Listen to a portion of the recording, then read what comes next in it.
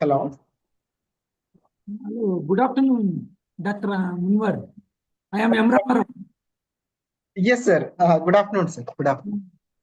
So, can you share your screen? Yes, yes, I can.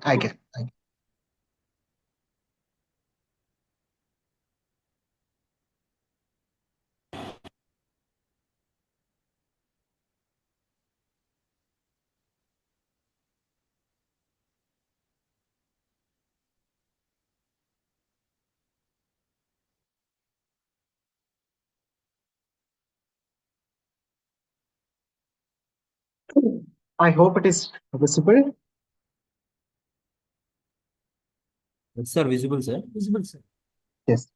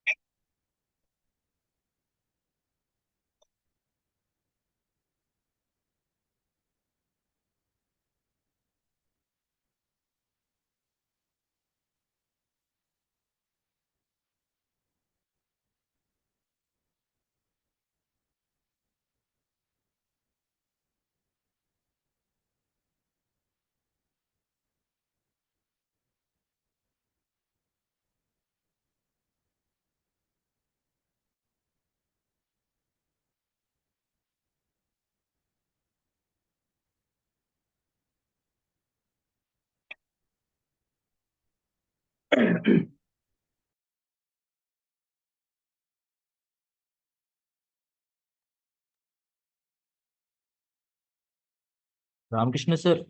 We can start now. Sir, may I audible? Yes, sir. You are audible. Yes, may I audible? Okay. Yes, sir. Yes, sir. Ramakrishna, Shall I sir, start? just wait 1 minute. Just wait Yes, sir, 1 we minute, sir. Okay, sir. Okay. Oh, sir. Sir, shall we wait for a couple of minutes? What, sir? Can we wait for a couple of minutes because participants are very less? Yes, Just a couple of minutes. Is it to me? No, sir. No, sir. I'm All talking with the other organizers. All Yeah. right. So just let we thought of waiting for a couple of minutes, sir. no issues. Just to let me allow know other whenever participants. it is done. Yeah. Yes, sir. It's about to in work 2 minutes, not more than that. Sure. I will Sure. inform you, sir. Okay.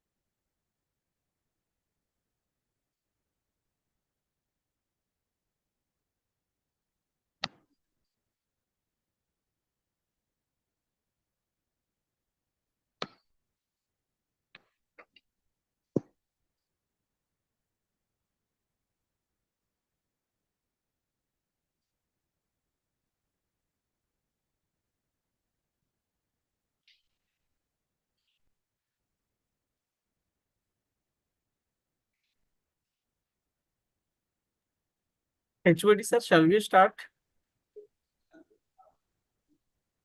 Hello. Sir, we can start now, sir. Okay. So good afternoon to all. A warm welcome to fourth day of a 5-day FDP online FDP program on AI&ML for smart and sustainable solutions in civil engineering. I would like to invite M. Ramakrishna sir to introduce today's speaker.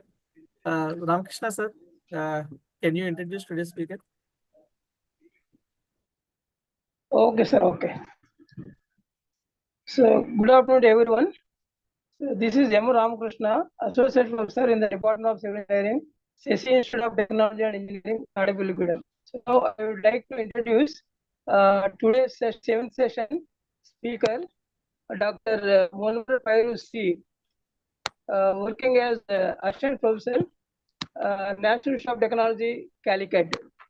Dr. Monur Fairuz C., sir, currently working as an assistant professor in the Department of Civil Engineering at NEET Calicut. He holds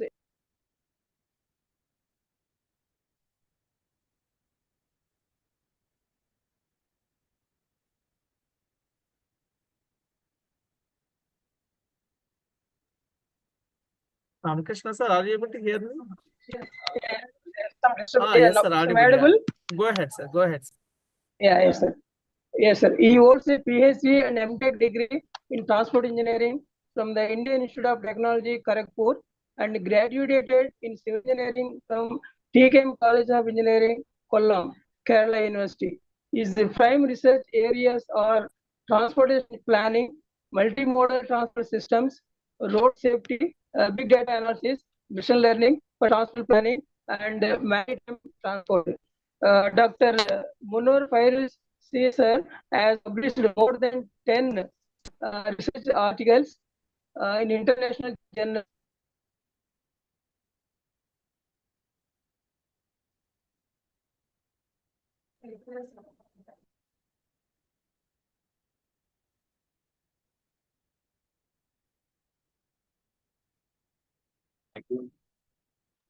Sir, actually, there is some connection issue, so I will continue from onwards. So, Dr. Munwar Farozi has published more than 10 research articles in international journals and presented his work in more than 10 national and international conferences. He also delivered expert lectures at various FDP faculty development programs, conferences, and workshops, and also received various awards and honors from prime institutions for his contribution to academics and research work. So with this, I would like to hand over session to Dr. Munwar Fairozi, sir. Sir, you can hand over the session, sir. Thank you. Thank you, the team. Can I start? Am I audible? Yeah, yes, sir. Yes, sir. You can start. I'm sorry for the little disturbance, sir. Sorry for the No inconvenience. issues. No Yeah, issues. okay, No sir. issues. I Yeah. understand. Okay. So many thanks for the introduction and thanks to the team for inviting me to this 5-day faculty development program. And we have selected such an important topic, that is application of AI and ML in civil engineering. That is very appreciable. And today, the topic that I am assigned to deliver is on the application of AI for sustainable transportation. So as they have rightly introduced, I am from NIT Calicut, currently working as assistant professor at the Department of Civil Engineering. Now, before I actually move on to my presentation, before that, let me also give some idea about what my team is working on at the moment. I have a very good research team here, including my PhD students and research assistants, MTech students, in fact, BTech students as well. So we are working on a couple of projects, some sponsored projects. One such project is on real-time traffic management, leveraging machine learning-driven unmanned aerial vehicle solutions or drones. This is funded by CEFIPRA, Indo, France, DST supported, around 1.5 crore rupees. So we have a French partner also in this particular project. Second one is on development of smart parking system. All are related to AI. And this is again funded by Ministry of Education And we have completed the project, and we are about to submit the report. This was for 42 lakhs. Then the third one I'm currently working on is on the multimodal transportation system, again, machine learning based. This is funded by my own institute through faculty research grant scheme for the faculty. They fund our institute fund initially for first 2 years. With this small introduction of our team's work, let me just go to the need for sustainable transportation.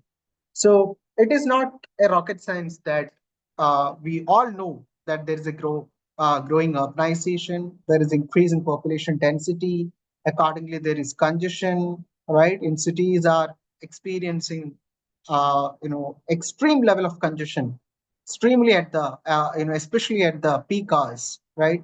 And even these days, even off peak and peak hours doesn't seem to have much difference, because almost every time our roads are getting congested. If you look at cities like Delhi, look at cities like Bangalore, look at cities like even small cities, if you look at Hyderabad or Chennai, right? All these metro cities are experiencing that heavy traffic congestion and population density. Why is it so? Mainly because you can see that the number of vehicles being registered. These are not the latest, statistics what you see over here, but still you can get an idea of how the number of vehicles increasing, right, over the years. You can see there is an exponential growth, to say the least. So what is the after effect of that? Obviously, as the number of vehicle increasing, there is no simultaneous increase in the road capacity. Road capacity is more or less remain the same, except a few national highways. We are increasing the capacity, but how long we can increase the capacity? That is not really the solution, right? We cannot widen the road because we have space constraints. We always have space constraints. Now, because of which there is a demand supply imbalance, there is a high demand, and at the same time, the supply is very limited.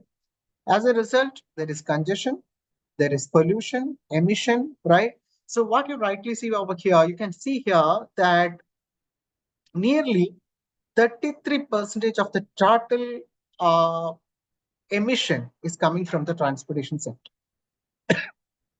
That means almost like 1/3 of the total emission is coming from the transportation sector, and among which 49% is coming from light duty vehicles. That means almost 16% of the total emission is coming from two-wheelers, three-wheelers, or four-wheelers, those sort of vehicles.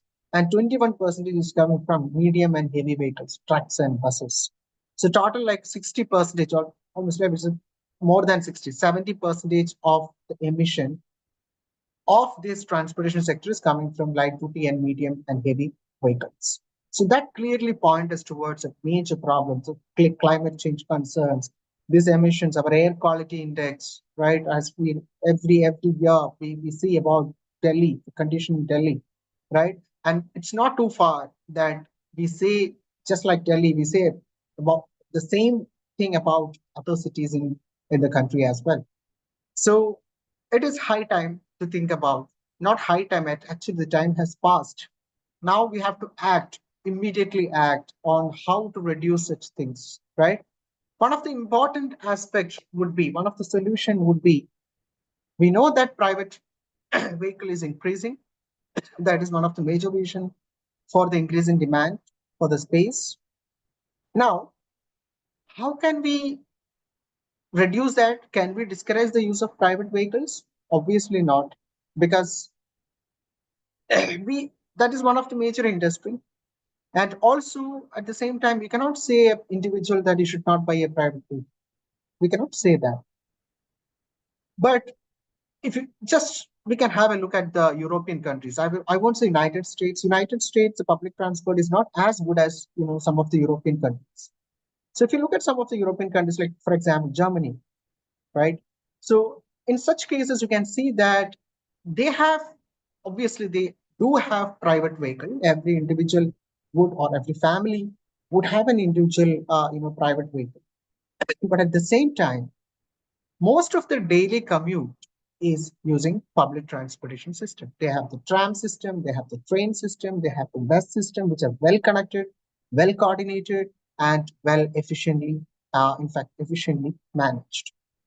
Now, what is the problem we are facing? We are, most of the time, our problem is that we have more population to deal with, right?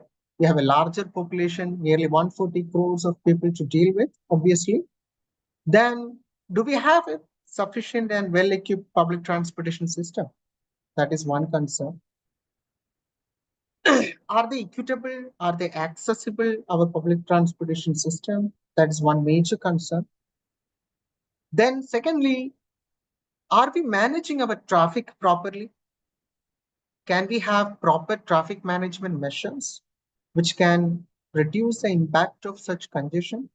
Can we predict the congestion even before that is going to happen a particular road? Can we do that? Can we reduce the road safety concerns? Can we have more smart systems to improve the road safety? Can we have better parking facilities, AI-aided parking facilities, so that, again, see, parking is one of the major problems which is causing the congestion again. Because most of the time, nearly 70% of the time, if you intend to park, nearly 70% of the time will go on searching for a parking space, right? This also contributes to the traffic congestion, emission, right? All this process. Now, how do we address this problem, right? So why is it related to sustainability? Because nothing but if you look at United States, United Nations, sustainable goals, development goals, right? Almost you can say that not all these sustainable development goals, starting from 5, 7, 9, 11, 13, all these things are somewhere related, right? Out of which I would say the one which is mostly related would be SDG 9 and 11, because that is part of infrastructure. Road infrastructure will come under that. This is also related to sustainable cities, SDG 11, which is related to sustainable cities and communities, right? And all other SDGs are indirectly related. If you look at gender equality, yes, that's part of it, because are our public transport equitable? Can our women passengers or children travel safely in public transport? Are we using affordable and clean energy in public transportation? Are our public transport system, resulting in climate changes, right? So all these SDGs are related. I have told you about the concerns that we are facing right now related to traffic management, related to, public transportation planning, related to road safety, related to parking concerns, right? All these concerns are there. How do I address it? Can I use AI? Can I use AI for traffic management? Can I use AI for effective public transportation planning? Can I use AI for smart parking systems? Can I use it for augmenting the road safety, right? So in my today's session, I would be broadly discussing about all these aspects. If I cannot go in depth of each of these topics, because these are the areas I'm working on at present. My knowledge may not be that, 100% in this particular area, but these are the expertise, like these are the areas in which I'm working, and I will be talking about all these things very briefly so that you'll get an idea like how AI can be used and, will be useful for you in your research as well. So let me just start with the first one, that is traffic management, right? So what is traffic management? Traffic management is nothing but management of traffic, management of vehicles, moving vehicles, right? During peak hours, off-peak hours, right? You can have different management strategies, right? So we have seen I have done my PhD at IIT Kharagpur, and we had one project to deal with the traffic management around school zones. There was one or two schools nearby, near to Kolkata, old Kolkata, and we had to deal with the morning hours, there will be huge rush in that particular area because school buses and private vehicles dropping children to the school, right? So much of problem. So we have to find solution like how to actually divert the traffic, how to stagger the timing, right? These are all traffic management measures. You can change the signal timings. You can identify alternative routes, right?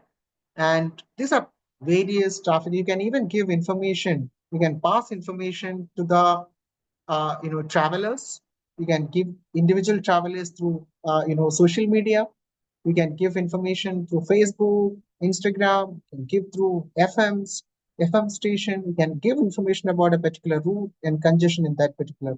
So all of these are part of traffic management. Now, how AI can be utilized for this purposes? It's not that I'm doing it for the first time. No, many researches are going on in this particular domain. Plenty of researchers, and many are executed also in developing, in fact, some of the developed countries, right? But we are yet to, uh, even though in our country we have been using this AI-based traffic management at some locations in isolated way, not in a comprehensive way. That is one of the reasons why we are not getting proper results out of it. So how AI can be utilized for this purpose? It can be used at the stage of data collection. It can be used at the stage of data analysis. It can be used to identify like what's the best traffic management measure. It can be used to optimize traffic flow and signal timings. It can be used for the continuous improvement of traffic management measures. Once you develop a measure, that's it. No, we have to change it. We have to change dynamically. We have to change the traffic management measures. So these are some of the areas wherein you can actually use it. Now, starting with data collection. Data collection is one of the most important aspects as far as traffic management or any such management is concerned. Data is the most important thing, as it always is. Data is money, right? We need data to do proper analysis, but how do you get the data? It's not cheap. If I ask a person to go and collect the traffic data from a traffic, maybe one intersection, he will charge me around 1,000 rupees per day for 8 hours if you're asking him to collect it for 8 hours. You outsource it somebody, some agency, if they collect it, they will charge me like around 5,000 rupees perhaps per day, right? To collect traffic information from a particular area. So it's not easy to collect the data, but how can we do it? We can use modern equipments. We do have our turtle. In an IT, we have a turtle equipment which can collect the data. If you place it at the roadside, you can actually collect the data. But what are the other devices we have? Not just using any sort of manual methods. How can we use sensors? How can we use cameras? How can we use IoT devices to embed on the sensors and get the results, get the data, right? So one such possibility, obviously, we all know, we have studied in our transportation or traffic engineering. We've studied that inductive loop detectors are available, right, which you can place in the road, right?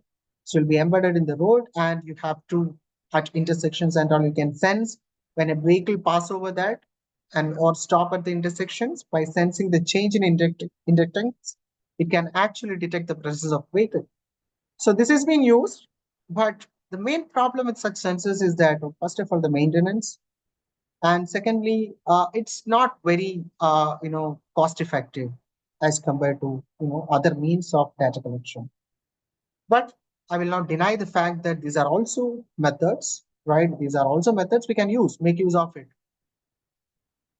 Another important one, what we use, right? Recently in all our project, we are using cameras for it, high resolution cameras, because these are very cheap. You get very cheap cameras these days at the cost of maybe maximum 6,000 to 7,000 rupees. You get high resolution cameras which can enable us to collect real-time traffic data. And on top of that, a majority of our road networks are being under the surveillance of cameras, right? We have CCTV cameras being installed, and all these cameras are good quality. Most of the cases, I'm not sure about other states, but in Calicut, or if you take any other states in Kerala, we have got in almost every cases we have cameras in almost all corridors. We have the cameras, and why can't we make use of such cameras for collecting the data, storing the data, right? Not just monitoring, collecting the data. So we can use some algorithms which can actually detect the presence of vehicles and then get us a real data. Now, you can also use, there are other methods. Obviously, we can use crowdsourced data. We can use GPS data. We can use mobile network-based data. You need to have, GPS devices to collect data. You need to have GPS devices, which is inside the vehicle. But how many of our vehicles have the GPS, right? Maybe most modern cars and all, we have GPS in it. Some of the modern buses also you have it. Trucks also might be having it. But there are still maybe 70% of the vehicles still may not have this GPS access. And you can also use mobile-based data, obviously. You can use mobile-based data. You have to have tie-up with the mobile companies, network companies. We can have their data, right? We can make use of for a particular, section of road, what is the mobile network density, and based on that, you can actually deduct the number of vehicles. You can use drones and aerial surveillance. That is one of the most, modern methods of doing the survey, aerial surveillance using drones, right? AI-based drones can be used, which can collect the information about the density on a particular route, right? After all, what matters most is I'm not very much interested in number of vehicles. Rather, as a transportation planner, as a traffic engineer, I'm more interested to understand what is the density in that particular route, right? Whether I'm counting each number of vehicles doesn't really matter to me. If I need to divert my traffic from one network to another network, right? How do I divert them? I can divert using traffic police. I can divert using signals also. I can keep a particular road red for some time, right? So that the traffic in that particular route will be cleared, and then when I will allow the traffic to go through that particular route. I can use multiple methods to do that, but I should know what's the density, right? I should know the density of a particular road, and if I know density of two different roads, which is going to the same destination, then I can divert my traffic so that the traffic density will be matching, right? I can divert my traffic to another route which is going to the same destination, but the density is less in that particular route. I can divert to that particular. So basically, I need to get to traffic parameters like speed, spaceman speed, or the traffic density. These are the parameters I would be interested in to get, to actually do the traffic management effectively. I can also use signals also for counting the number of vehicles. For example, if I can keep a camera at the top of the signals, right, traffic signals, which can count the number of vehicles. How do I count it? I can use algorithms. There are AI-based algorithms like, for example, YOLO. You only look once. YOLO algorithms. YOLO algorithms can be embedded to the camera along with edge devices. What are edge devices? For example, we have Raspberry Pi. These are all microcomputers, chips, which are available at a very low cost. If you spend some 10,000 rupees, you will get a Raspberry Pi, right? We can use these Raspberry Pi along with the cameras, can be used to count the number of vehicles. There are higher versions of such microchips also available, right? Like Jetson Nano, Savior. These are different varieties of embedded systems available, chips available, which you can integrate with these cameras, and you can actually collect sufficient number of data. Now, this is one case study we have done using drones. Okay, so it's a very small video. I'm not sure audio will be audible to you, but still, that might not be required. You can just see this. We have employed our own drone. We used it for a particular stretch in Malappuram Junction, which is in Calicut. And through this, we were able to detect the number of vehicles and their speed. Okay, you don't worry about these numbers, what is written over there. They're all initial values. They're all calibrated in the latest stage, and we got a different results, accurate result. Let's just see how we have used YOLO. Okay, this is YOLO. Vehicular detection we have done using YOLO. You only look once. That's an algorithm. This is basically a CNN based algorithm. What is CNN? Convolutional neural network. So that's part of deep learning. Convolutional neural network, artificial neural network, right? All these are deep learning techniques. So convolutional neural networks are used for image processing. So we have used a camera drone. Along with that, we had an embedded system which has this YOLO integrated to it. So I'll just show you this video. So you can see the vehicles are being detected, but still, as I said, this was the initial version of our algorithm. Some of the vehicles were still not detecting. The drones were at a height of around 70 meters from the ground. So all at 70 meters from the ground. So some of the vehicles were detecting, some were not being detected. You can also see that some parked vehicles are not detected. We have made our algorithm, we have made our area of interest, region of interest in such a way that only moving vehicles will be detected out of this. So this is one data collection process. This is one way you can collect the data using drones. You can also use it for real-time traffic management, but only problem with the drones are time, duration, right? The battery life. Because till now, in my understanding, most of the drones, you cannot fly it for more than 30 minutes, or maximum could be 1 hour. Beyond that, it is very difficult because the battery size needs to be substantially increased to take up that. Then that will increase the payload on the drone, and that could create problems. So what we have right now can only be flown for almost like 45 minutes maximum. But obviously, you can use two different drones, change the battery, again you can take it back, right? So two different drones can be used and swapped in between to collect the data from a particular area. That can be done. So this is another technique we have used. One major issue with YOLO was the YOLO models are actually very heavy models, parameter intensive models, because you must have learned, or you must be knowing that artificial neural networks works based on parameters, right? You have weights associated with so many parameters. So YOLO is a very heavy model. There is a problem with the YOLO that there can be latency. That means latency means nothing but delay in vehicular detection and transferring that information, because you cannot simply detect it and keep it like that. You have to transfer this information to the ground station. Then only you can process that data and do the data analysis and then suggest a traffic management measure. So this process will be delayed if you use heavy parameter models, especially in the case of drones and all.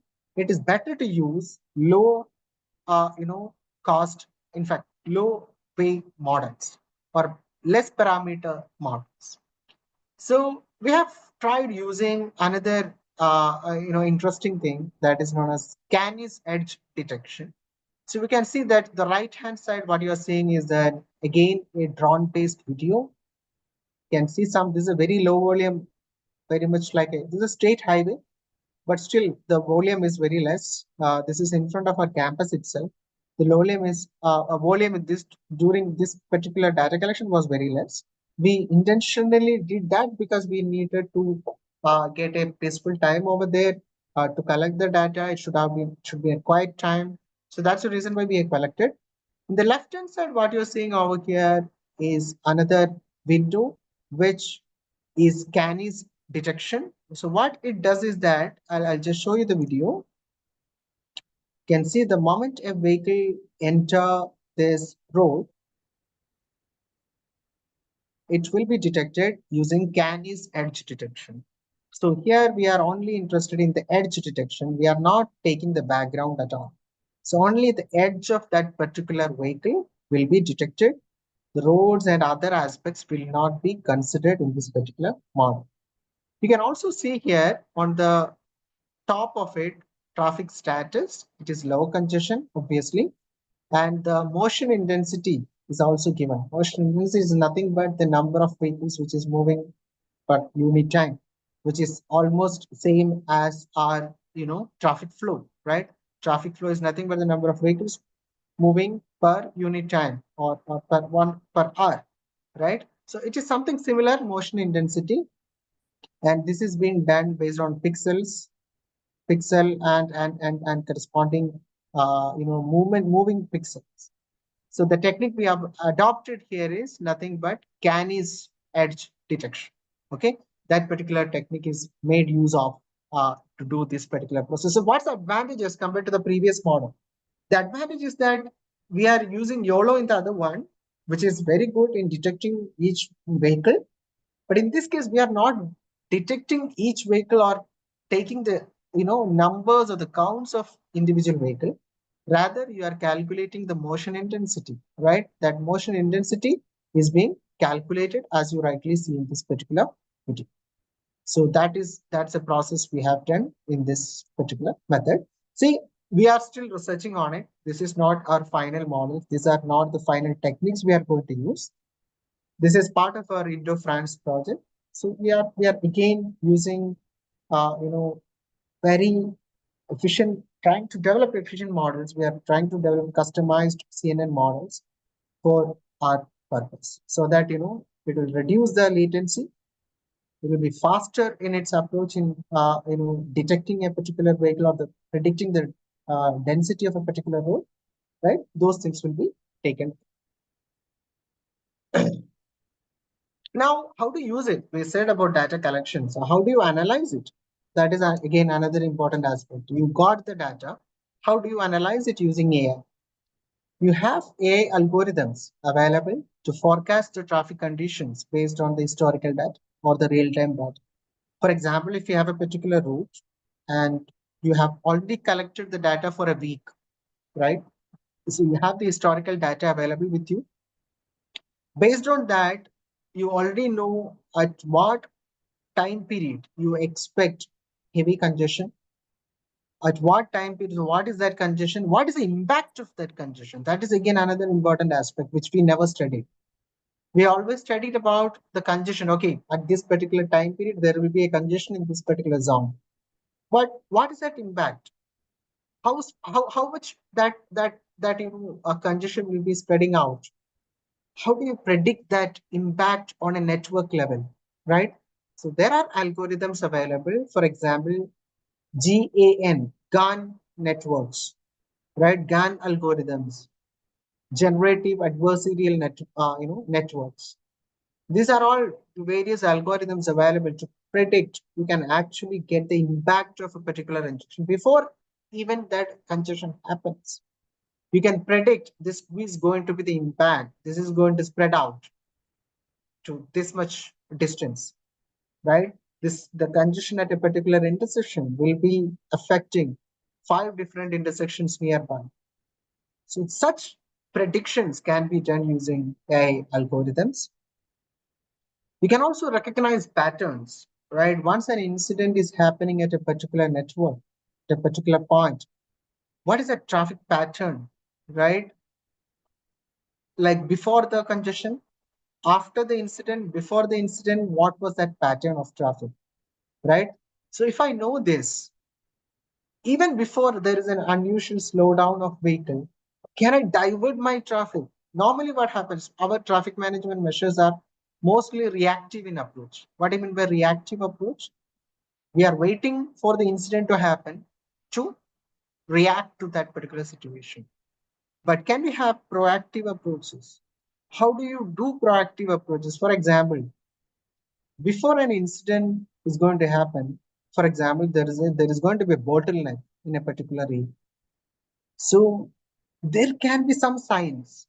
Traffic will give you some signs, that there is an unusual slowdown of traffic in a particular area. For example, previously you were getting around 50 kilometer per hour speed. Now suddenly the speed is reducing to some around 30 kilometer per hour. That means there is an unusual slowdown. Can we do immediately a measure? Can we immediately understand what's the problem and divert the traffic through from that particular area? Can we divert it partially at least? How do we do that? We can use signals for that purpose. Can we do that? Even before an incident is happening, but there are certain incidents which you can't do much about it. For example, an accident happened at a particular road and there is a blockage of the road, then you cannot do much about it. That's a random event. Accidents are random events, right? Rare and random events. However, there are events which can be predicted. There can be special event. For example, there is a procession which is going on in a particular area. There is a tournament happening in a stadium. So nearby roads will obviously get congested, right? So can we have measures before that? Can we have proactive measures, right? For that, this pattern recognition and trouble help. We can also use improve such measures. For example, today morning, I changed my traffic green signal timing to 35 seconds instead of 30 seconds to a particular approach. Now I found that the delay is reduced. Control delay is reduced as compared to the previous day. What is control delay? The delay you observe, right, at the traffic control, traffic control instruments, signalized intersection, right? Due to the control, what is the delay? Overall delay. So you found that by changing it to 35 seconds, the green time, I have reduced my delay by 10%, right? But can I reduce it further? So next day, I'll keep it to 35, from 35 to 40 seconds. Is it changing? I can see that. So that feedback I can give back to the models. That is known as reinforced models, right? Reinforcement models. What is reinforcement models? These are also classification of machine learning models. We have supervised, unsupervised, reinforced learning techniques. So in reinforced learning techniques, you are giving a feedback. It is based on a feedback. So give the feedback that by changing the traffic signal timing to this much, the delay is reduced to this.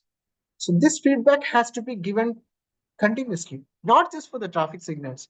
For example, when you are doing a traffic management measure by diverting traffic to an alternative route, maybe some 10% of the traffic is diverted to another route. What is that impact? It is reducing the delay by this much. It is improving the level of service of the road by this much. It is increasing the traffic, reducing the traffic density by this much. That feedback should be given to the models, right? Should be given to the models. Then that will help us to optimize our design. We can also simulate the traffic scenarios, right? We have simulation softwares available. We have Visim, Sumo. These are traffic simulation softwares available with us. Now, even before an accident happen in a particular network, I can simulate that in my Visim or Sumo. Sumo is an open source model, right? So I can use it in Sumo. I can check what's the impact of a particular incident on the traffic. Then I can change the conditions. I can change the conditions and I can check. I can try alternative traffic management measures and then I can go ahead. So before even we try in the real world, we are doing it using simulation softwares and then make machine learning models based on that. And that models can be used to predict what is the best traffic management measure. When we implement it, how do I use the traffic AI tools? For adaptive traffic controls, we can use AI. We can change the traffic lights, right? As I already said, can I change the green signal or cycle length, adjust the cycle length based on the number of vehicles or the traffic density in that particular approach? We can use AI tools for that. We have algorithms available. There are, n number of algorithms, reinforced learning algorithms available in this particular context. We can also give information, smart navigation systems. We have Google Maps available with us, right? Everybody using that. But are they really reliable at times? No. Sometimes you can see that if you are going through, it's all relative. Google Map is mostly relative in nature. So it might not give you very accurate values for the traffic density or congestion. So can we have customized navigation apps in our vehicles, right? That is another area of discussion. Can we prioritize the emergency vehicles? This is also part of the traffic management, right? What happens in general? Let's say in an intersection, a particular approach. Right now it is in the signal is red. We cannot go.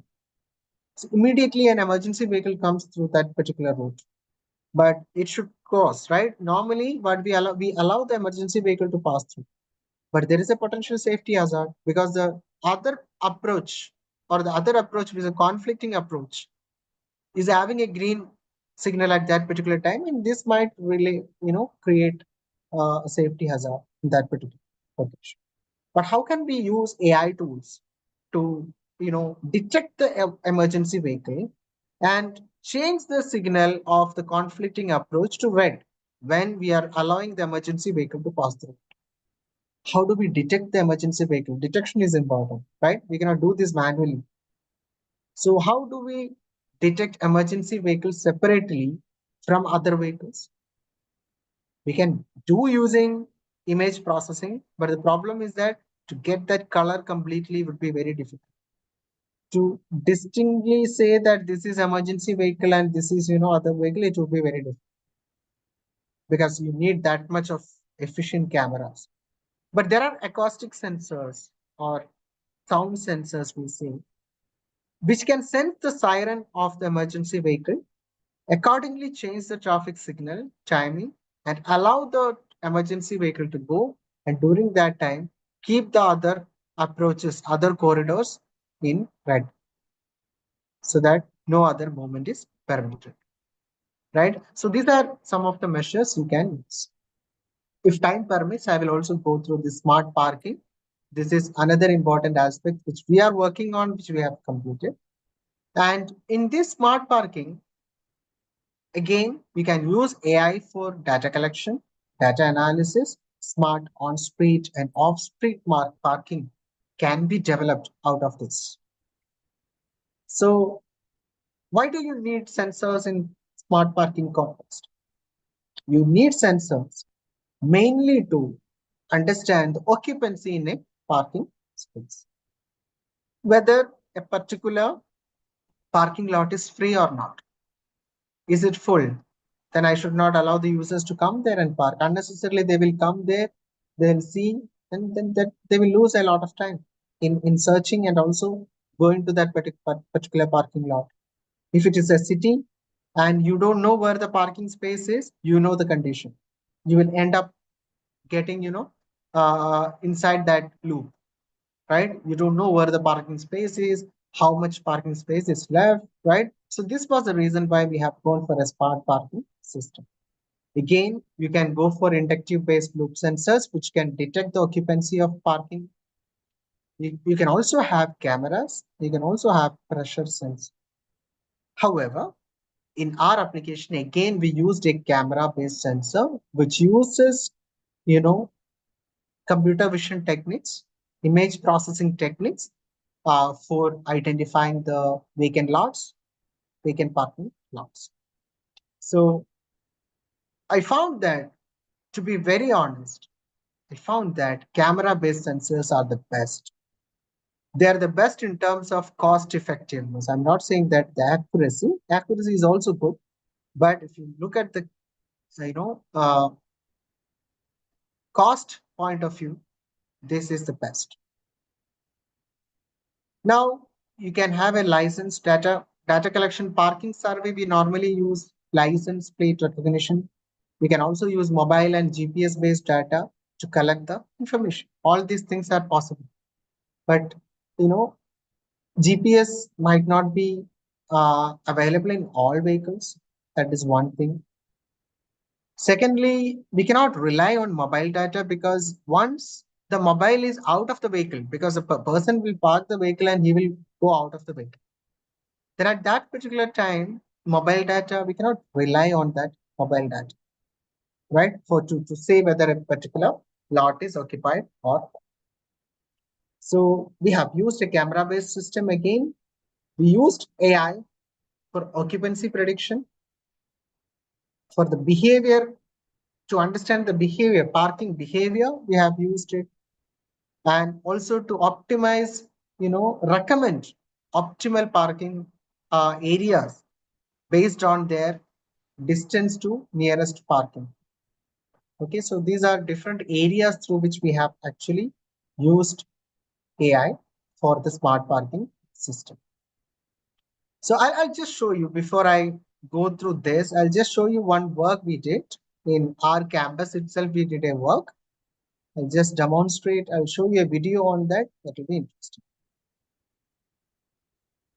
Is my audio visible to all? Is this audio visible? Video, audio? Yes, Audio sir. not, audio not, sir. Audio is not visible. Okay, I'll just give you the commentary now. So this is one application we have developed.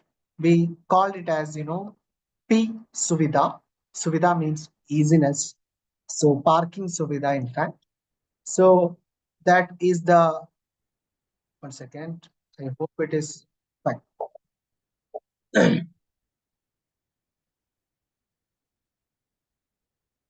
So we have developed an app. We have used it in Calicut Beach also. Some of the beaches we have selected. These are camera-based detection. You can see in this particular, this is an app, right side, what you're seeing is an app. And app interface, you can see on street and pay parking, both are available. Two-wheelers and cars is available for both. And it is showing us two parking lots available, not the parking areas available, P and P, what you see over here. And it will also show in real picture, like what is the occupancy. You can see that 6 bike spots are available here right now. All this green will indicate the vacant slot.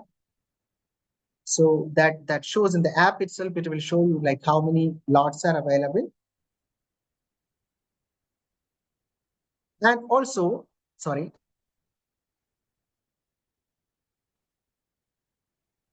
Just a second.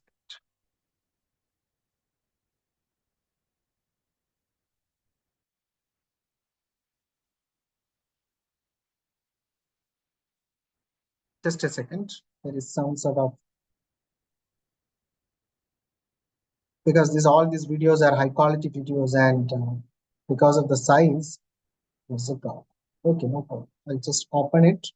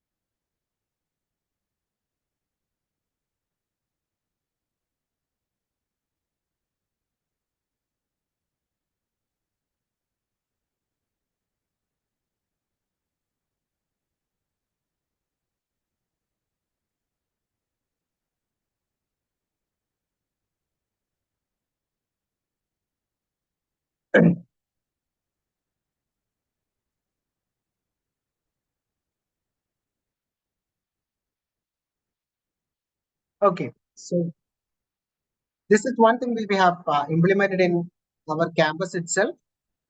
So you can see that you can select a particular parking lot that he wants. So the moment he parked at a wrong place, he will get a notification saying that you should not park in that area, and immediately it will show nearby parking slot. So he's getting a prediction also saying that there's a 99% chance that you will get that particular parking slot. So he's going to park in that particular area, and immediately the moment he parks, it will be updated in the app, and it will ask a feedback that whether he got the parking slot or not.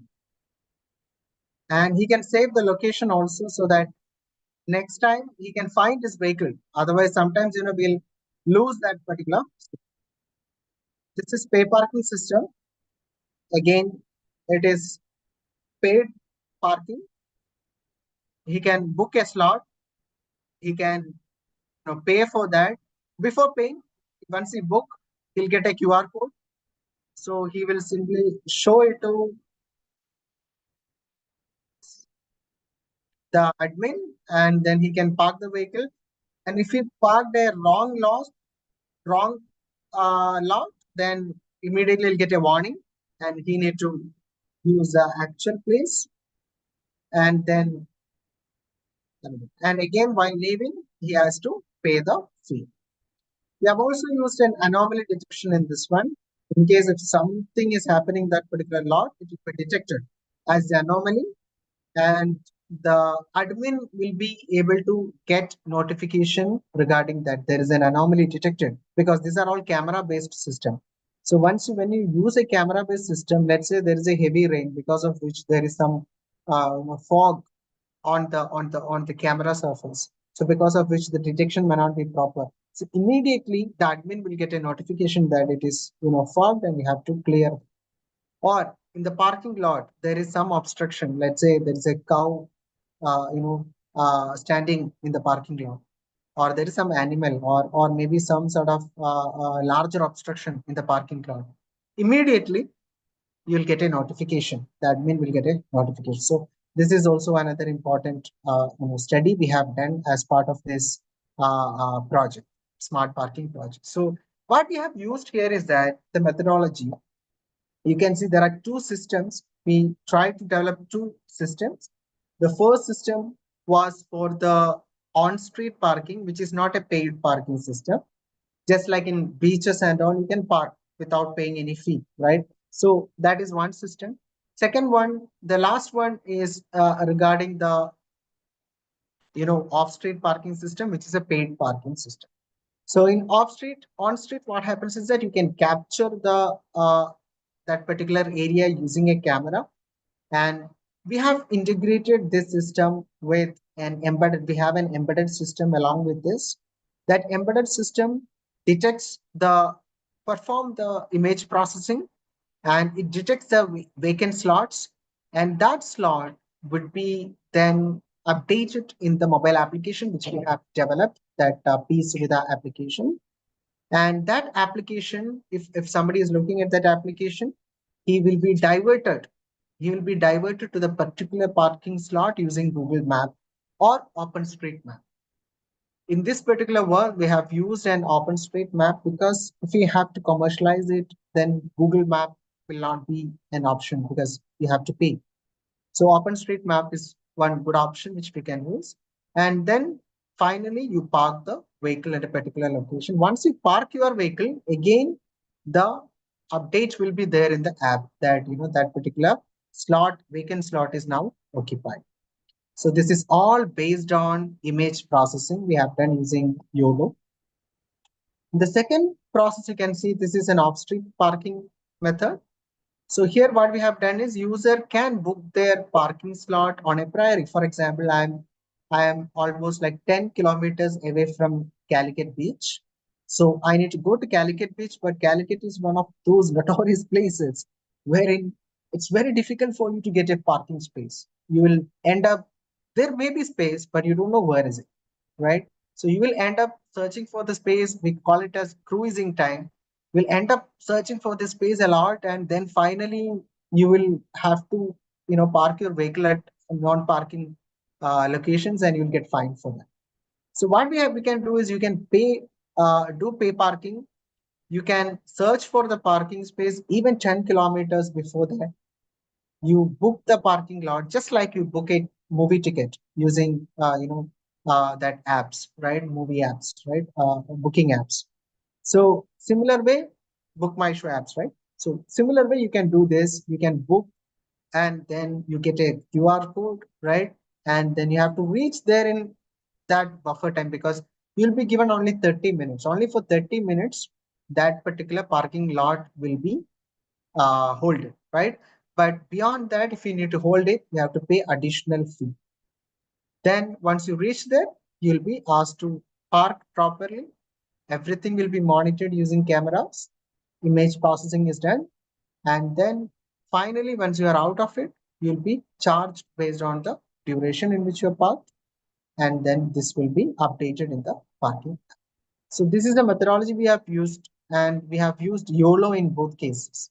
I'm not saying that YOLO is the best thing to do here, but you can use any other algorithms which are, not so heavy. But in this particular case, YOLO is sufficient, because parking is not something which matters a lot in the context of, the latency has an effect, because if you say about traffic is like very dynamic. You need the state of traffic in, immediately next every second you need the update. Whereas in parking context, you don't need that much of faster responses. You can have a you can afford to have a delay of, let's say, 1 second or 2 seconds. That's not a problem, right? So in such cases, YOLO, since it is giving very good accuracy, it was able to give almost 97% accuracy in this particular context. So I think with this, I will stop it here. I thought of taking two more areas, but I think, given the time constraints and also, the gravity of these topics, I'll just stop it here, and I will take a few questions if you have. Thank you from my side.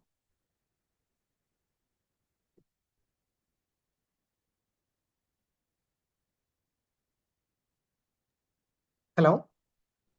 Thank you, sir, for your Should I continue for wonderful another lecture. 10 minutes, or should I stop it? It's up to you. Okay, sir. I think we'll move to next session. But meanwhile, if any participant have any questions, you can interact with the speaker now. Any Yes. questions from the audience?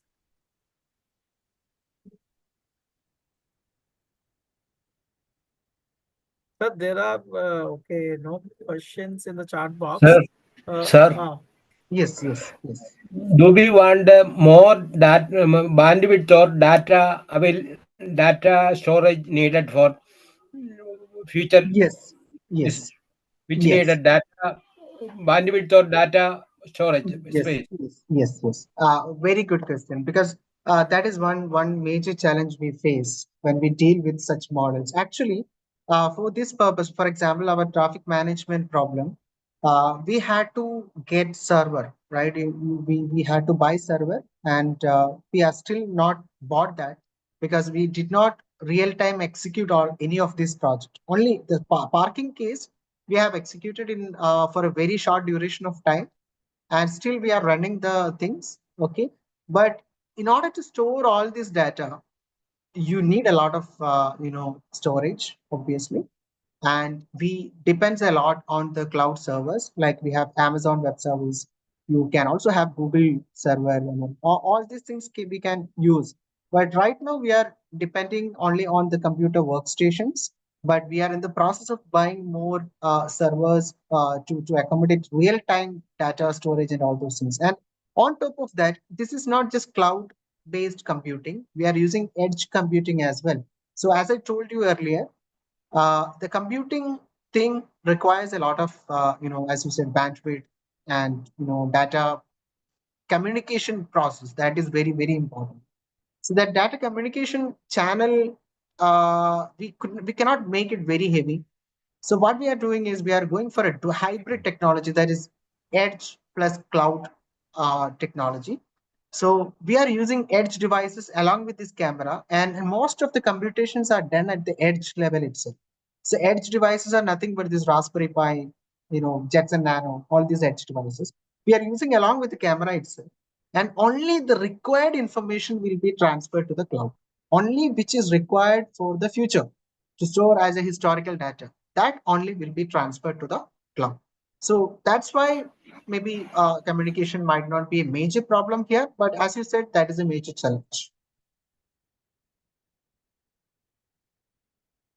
Thank you, sir. Thank you. Yeah, any questions from the participants?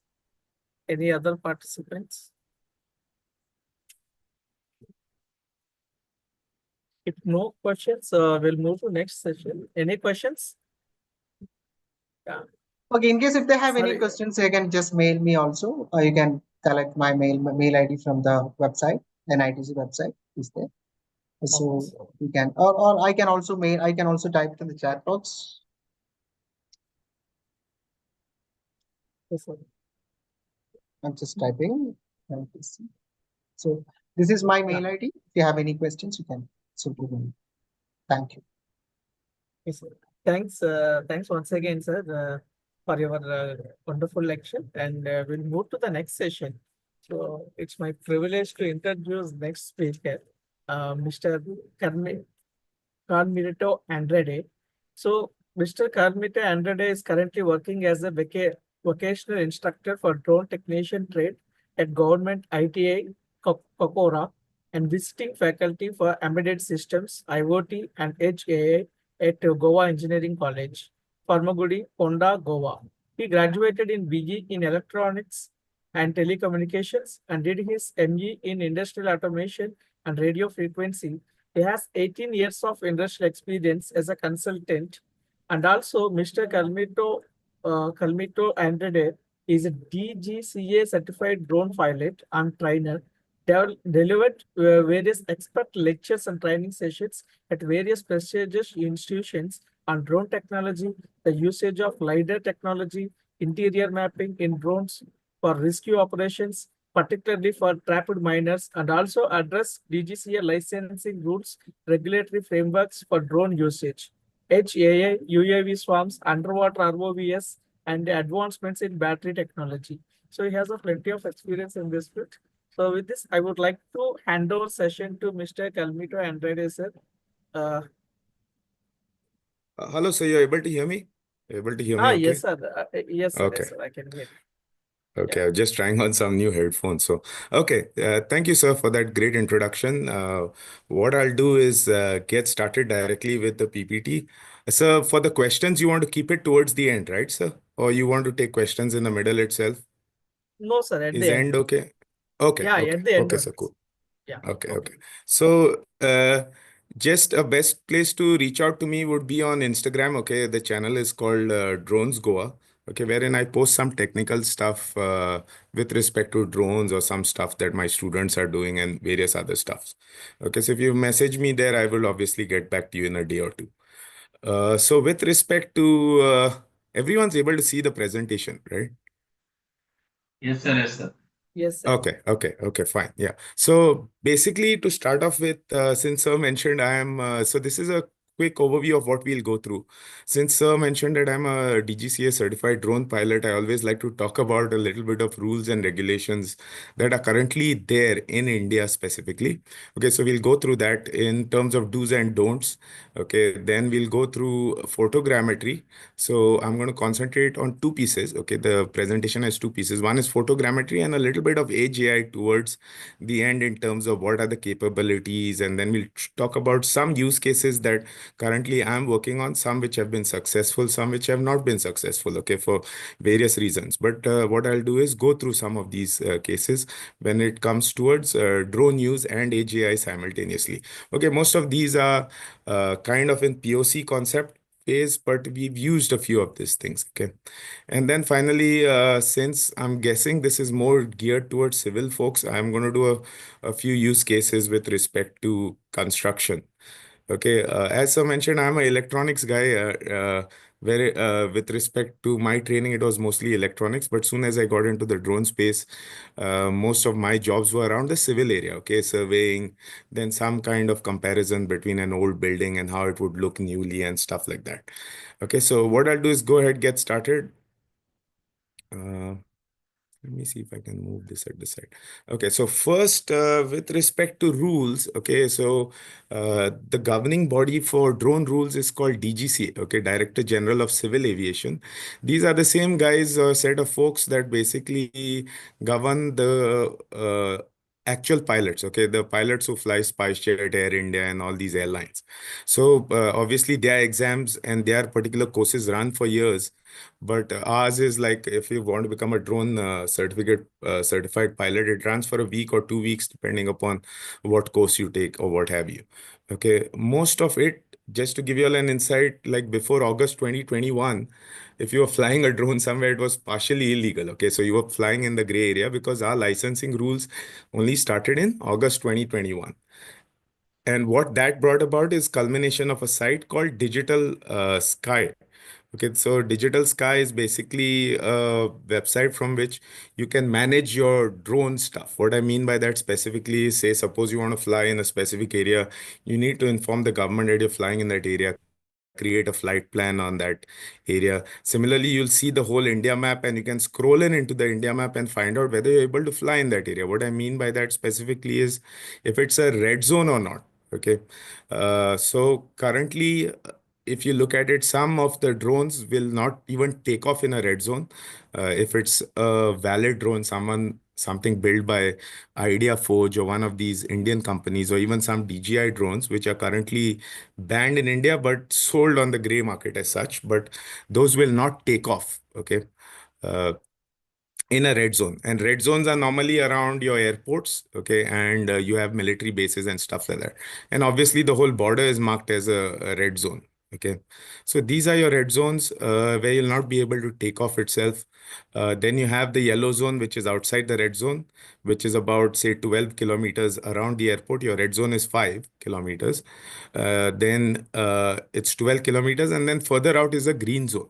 Okay. Now, in terms of getting a license, now the big question that folks ask me, how do you get a license? So the remote pilot license that you get is almost, I'm guessing everyone here is an engineering person, so they should be able to get a license. So it's class 10th pass, and you need to be 18 years and older, which I'm guessing everyone is. Okay, so and as I mentioned, these are the zones. So one thing is, if you're in the red zone, yes, you can take flights, but again, it has to be with permissions, not only from the ATC, which is air traffic control, the guys who sit in that tower, right? So you have to take permissions from them. You have to take permissions from the collector, as well as you have to get a DGCA approved this. I mean, on the Digital Sky plan, on that website, you need to be approved. What happens mostly is if you go and try and fly in a red zone, it has to be for a specific purpose. Mostly if they are government jobs, then you will be allowed. If it is a non-government job, they will directly say no. Okay, so you cannot obviously go there and say, मेरी friend की शादी हो रही है and I want to fly a drone. Okay, bad idea. You will not be allowed to fly a drone within the red zone without a proper valid reason. Okay, and mostly if it's a government job, yes. Otherwise, no. Okay, so that is the Digital Sky platform. One thing to remember is in the yellow zone, which is about, say, 12 kilometers, you can fly up to 60 meters. 60 meters is a fair enough height for surveying applications. Okay, so you're flying 60 meters high. It's a good enough height for surveying applications. Normally between 60 to 80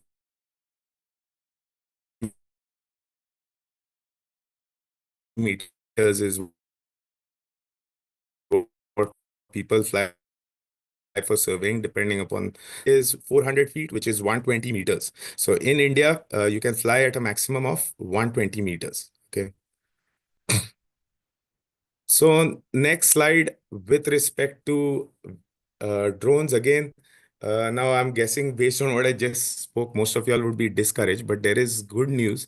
Okay, so with respect to categories of drones, currently in India we can fly up till medium. So people have got certifications up till 50 kg. So my certification lies currently, if you go on the Digital Sky platform, you will see that I'm certified till a small, which is 25 kgs. But people, my students who have just gone recently and got their certifications have got certifications up till 50 kgs.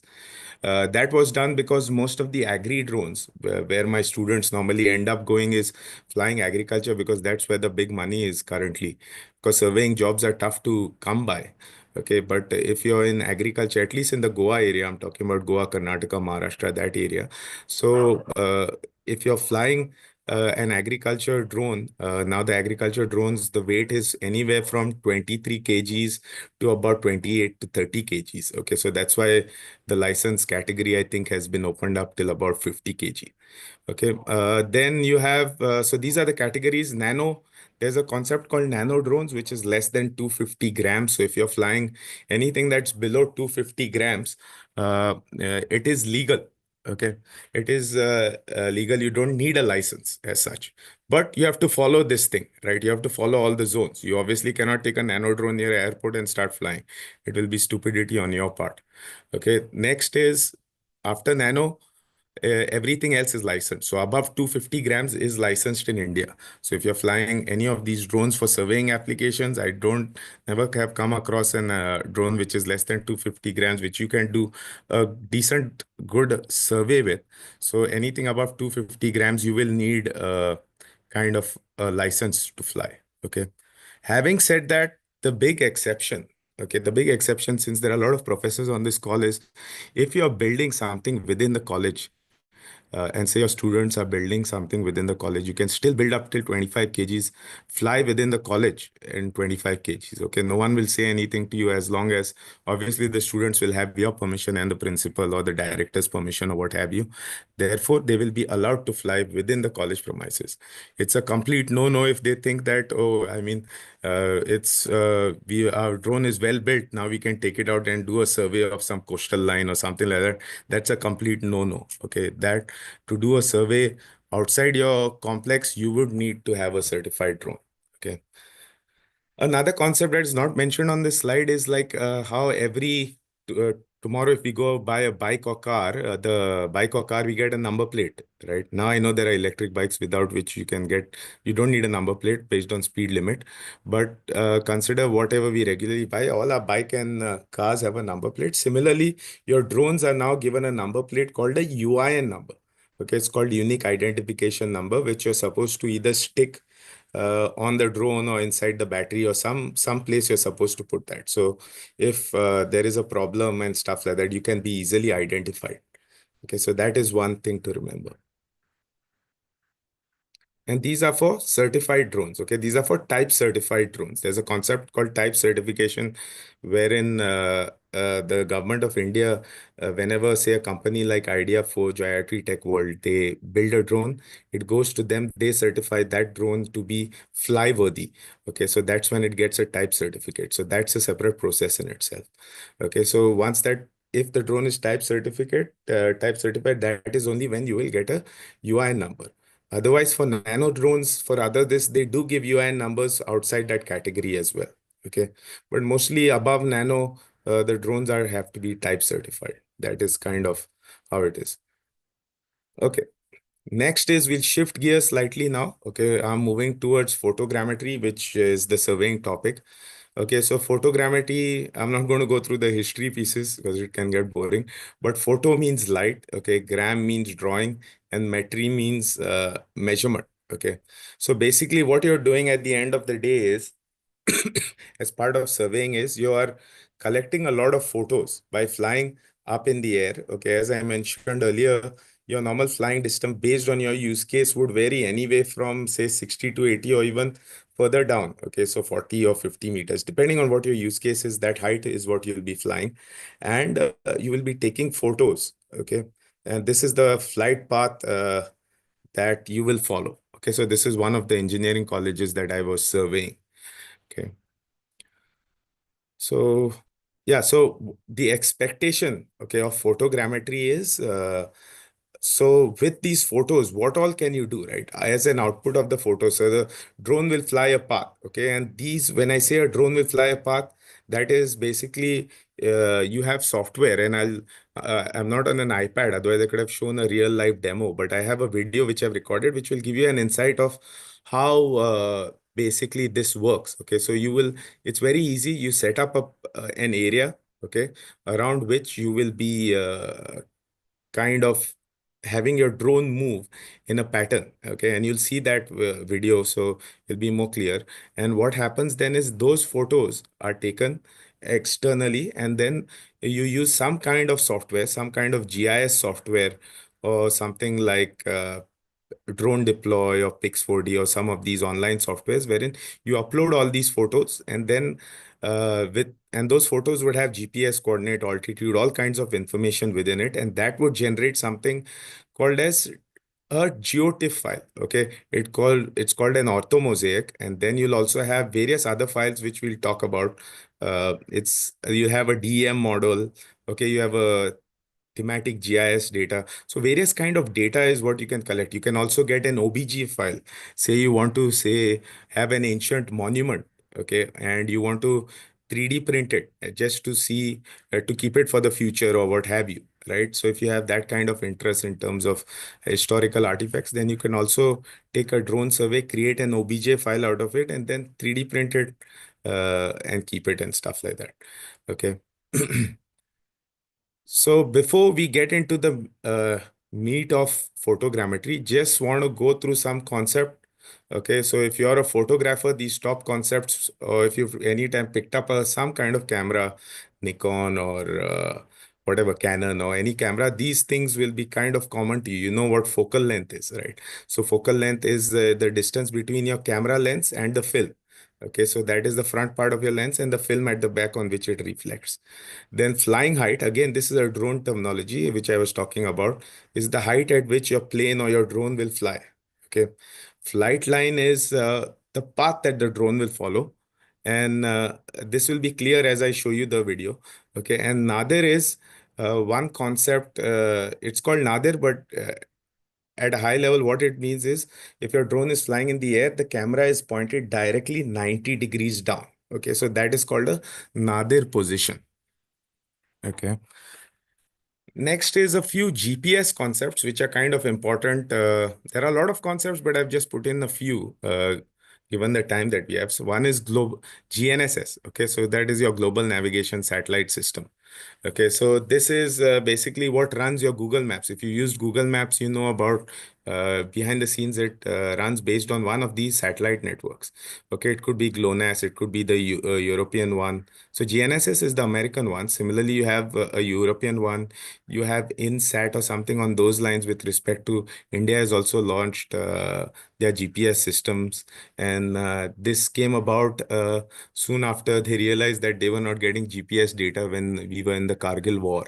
Okay, so India has an effort with respect to launching GPS and stuff like that.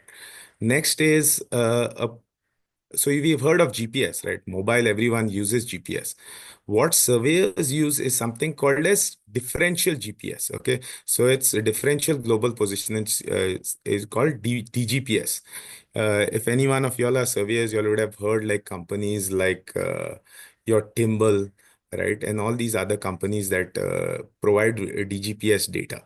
Okay, so DGPS initially before this there was something called as total stations, which all would have seen people roaming around. Okay, but in the past, say about 8 or 9 years, everyone's roaming around with a DGPS. So you see someone with a holding a stick and the top like a globe kind of at the top, like a big stone.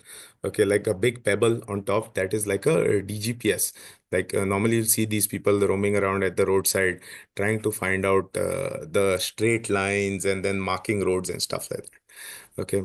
So that's a differential GPS, different from what is there in your mobiles, which is just a regular GPS. So what differential GPS works on is it basically, this concept will be clear further down, but what it works on is you have two systems. Okay. You have like a base and a rover kind of a concept. And what it is doing is it's finding out the errors between the base and rover and simultaneously doing satellite communication. And based on that error, it is doing corrections. Okay, so if say for GPS, now GPS when you take is you're taking a mobile phone, right? And you say you're riding in your bike or your car. Actually, if you see the accuracy of your GPS is about 1.5 meters, 2 meter, depending upon where you live, obviously. But say if it is 1.5 and 2 meters, that's not really bothering you because you're looking at the phone and you're looking at the road in front of you, right? So there's no tension there. You're going straight in a line, taking turns or what have you. Okay, now I've heard of young people who have actually hit stuff because they're continuously looking at their GPS, but that's a conversation for another day. But differential GPS is something that we need when we do surveying because if we have a meter level accuracy, okay, we'll have a huge problem. Okay, a road will be, I mean, out of proportion. Or secondly, now in Goa, as most of you know, like the prices of properties is so high that the Goa government, I'm a master trainer for the land and survey department as well over here. So what they are not talking about now is from going from centimeter level accuracy to millimeter level accuracy. Okay, because now centimeters have started counting in Goa, at least cities and outskirts of cities. Okay, so it's become that bad. So DGPS, instead of meters, it takes you to a centimeter level kind of accuracy. Okay, and that's something that we expect when surveying land, so that properties and roads and various other things can be marked properly. Okay, we'll speak about some of the use cases later.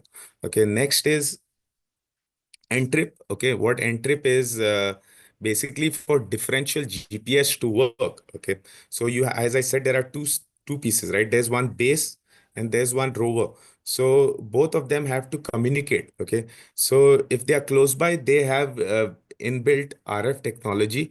Okay, in some megahertz, which they communicate with each other. But if they are away from each other, then you have to go and find some kind of SIM card that you put and stuff like that. And the GPS comes with that feature. Okay, DGPS has come with that feature where you can enter a SIM card and then have like real-time information exchange between these two devices. Okay, so that is your entry protocol. So the protocol that's kind of facilitates this communication or facilitates this data exchange between two GPSs is your entry protocol. Okay. Next, another big point and another big thing when you speak to surveyors is they will ask you one question, especially for drone surveys. They'll say, "Hey, what is your if this drone of yours? You have this make of drone, and I'm flying at say 40 meters. What do you think is the GSD?" They will ask you this on the first phone call. Okay, if that other person is tech savvy himself or survey savvy, he will ask you this. So he's trying to judge what kind of drone it is and what level of GSD you'll fly. Okay, and GSD changes. Okay, so the formula for GSD for all of you math geeks out here is GSD is the sensor width. Okay, and this is a camera specification. Working distance, which is the height. Okay, the height of the drone at what you're flying, whatever 30 meters, 10 meters, uh, 50 meters. Focal length is a constant, okay, that we already discussed between the lens and the film at the back. And image width, okay, the width of the image.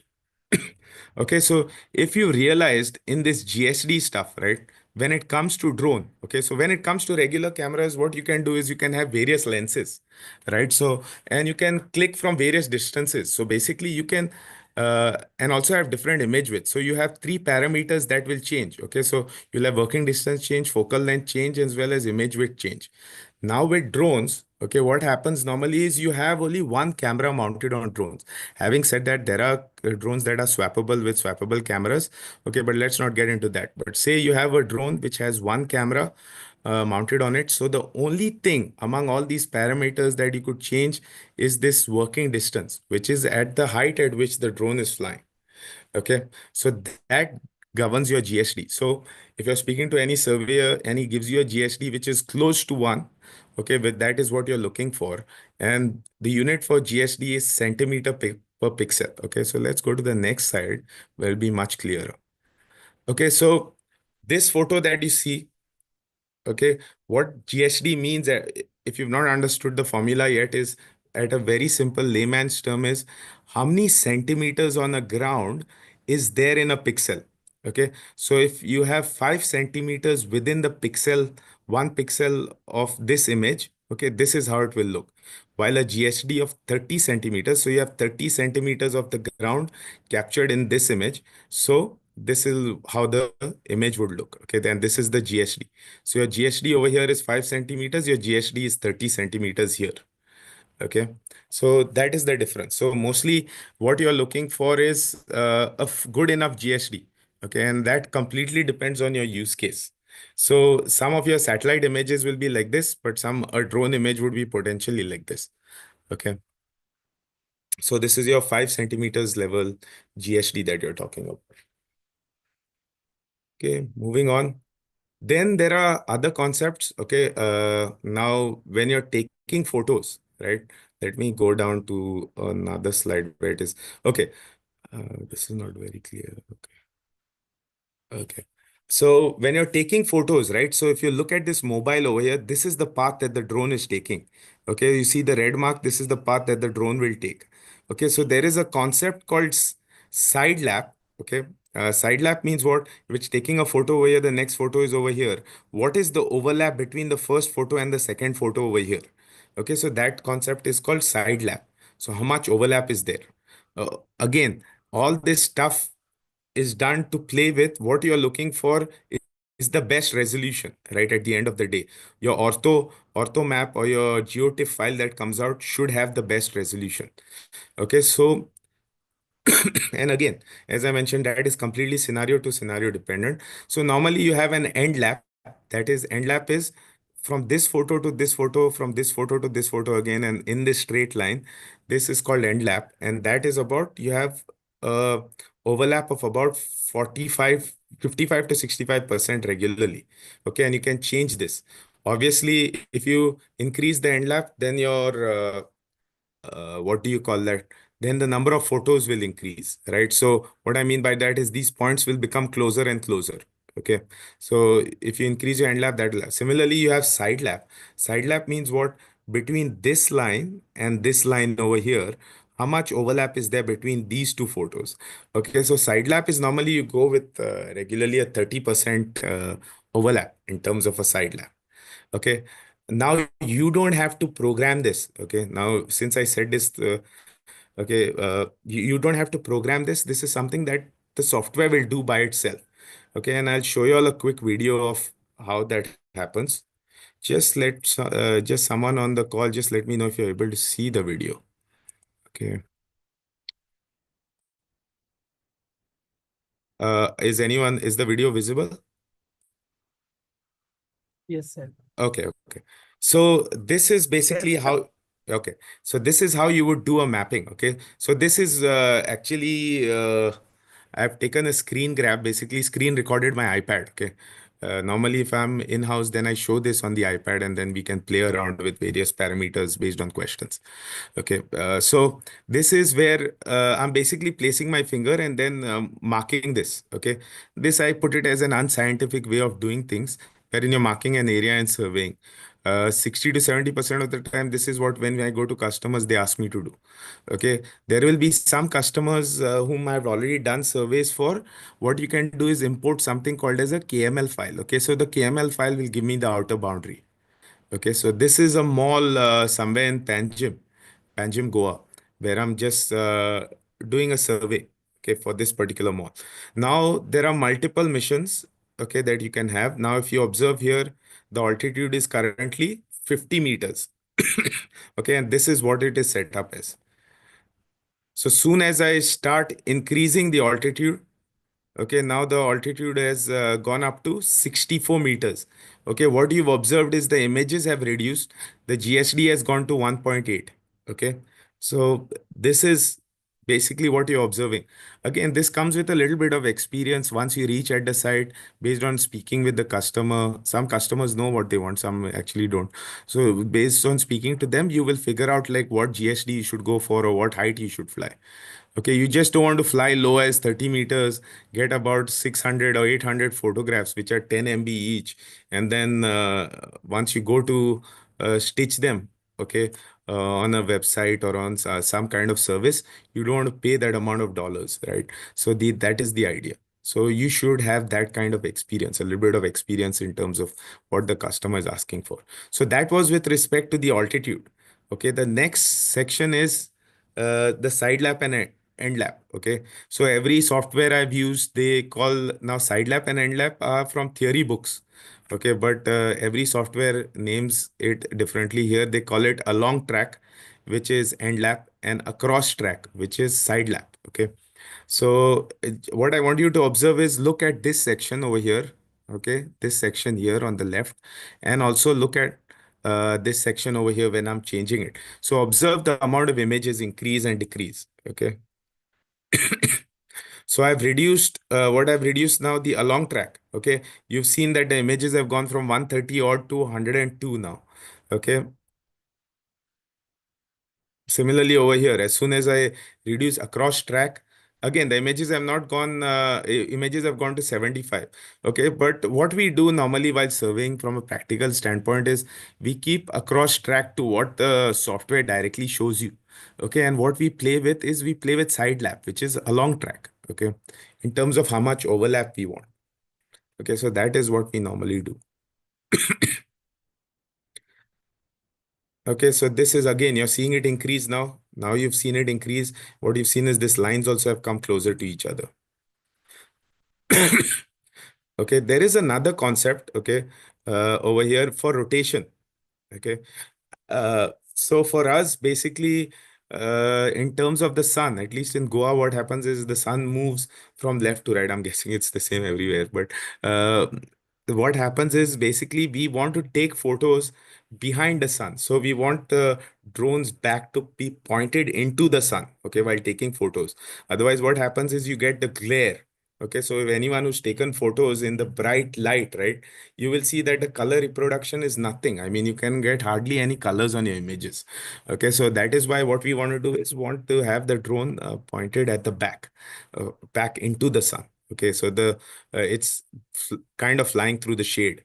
Okay, so that's what we want. So then you can rotate it depending upon where your sun cycles and stuff are. So this comes with a little bit of experience and stuff like that. But yeah, those features are there. Okay, so this is what you've seen is a regular survey. Okay, what you have is you have various kind of missions that you can also fly. Okay, uh, I don't think I've recorded that, but you have missions like a line mission. So if you're surveying a road, you will fly in a line to the end of the road, say for a kilometer, and then come back on the other side. Okay, so it's a line mission, and then there are viewpoint missions, various kind of missions that are there. Okay, have to be careful over here. Okay. So yeah, so that is like one of the easiest software. That software that you saw is called Maps Made Easy. If you want to try something real quick, you have a drone at your hand, then you could basically use Maps Made Easy and try doing some kind of survey. Okay, it's not that expensive. Okay, so this is basically surveying. What you get is this output. Okay, so if these are the various things that you'll get something called as a geotiff file, which is this file. So the expectation, depending upon how your survey is, you will get a good resolution that even if you scroll into over here, say if there was a solar panel or something over here, you should be able to see a cell of that solar panel. Okay, depending upon how much you've what your side lap, overlap, what your altitude was, all those parameters. So again, that is a question for your customer in terms of like, what does he want to do? Okay, so if you're using a thermal camera and doing some kind of solar work, then you would be flying low. Okay, so it depends. Your geotiff file, again, if you observe, this is unlike an image, it's about 315 odd MB. Okay, so this, what happens is this geotiff file is then given to GIS engineers or remote sensing guys, wherein they import this into tools like Esri's Arc, or like QGIS is an open source software. A bunch of folks in India still are using QGIS, which is a fantastic tool, wherein you can import this and then you could do various use cases. For example, a simple use cases is, say the principal of this engineering college says, hey man, I want to cover all this area that you see here. Since Goa, there are heavy rains. I want to cover this whole area with these patras, okay, with these tin kind of patras. So you tell me how many patras are over here. One way of doing it in the olden days is going up and measuring this thing. right? Which is painful. But now, since you have a GeoTIFF file, what you could do is quickly import this into a tool like QGIS, which is open source again and freeware. You could then create a shape file, get the area of this, and extrapolate like depending upon how much that slant height is, you could extrapolate how many patras are required by reverse engineering and dividing by the size of a specific tile or a patra. Okay, so those kind of use cases can be done. You can think of various kind of use cases, like if you had to lay the astroturf over here, what is the area and stuff like that. Okay, one thing you also get as part of this is you get something called as a digital elevation model. Okay, so that's a DM. What it gives you is which is the highest height. Okay, what it means over here, the redmost things over here or the yellowmost things are the highest height. The blues and the light blues are the lowest. That is at ground level. Okay, and the purple is even further lower. Okay, so this is will give you like what is the height difference. You could run some kind of AI over here and figure out what are the highest points or what have you. Forest could decide on what trees to cut versus not trees to which trees not to cut. So various kind of things can be done at a DEM level. Okay, there's a lot of work being currently done on images. Okay, but you could run such stuff also on geotiffs and DEMs. Okay, next you have again you get a KMZ file which is nothing but a zipped kind of a KML file. So say if you were supposed to run this in another 4 years or in another year, okay, in terms of looking at some progress. So say if this was a field and you have crops and you want to run it say every month to see how your crops are doing, you would store a KML file or a KMZ file so that you could import it again and run the same thing. Okay, so you could do some kind of comparison. You also get point cloud, you get point cloud with RGB. Then you also get a 3D model, right? So you get a 3D model, which is an OBJ file, which you'll get like a kind of a STL colored file, right? So you will get an OBJ file based on which after a little bit of cleanup, you can use that for a 3D preview or even go down and 3D print. Okay.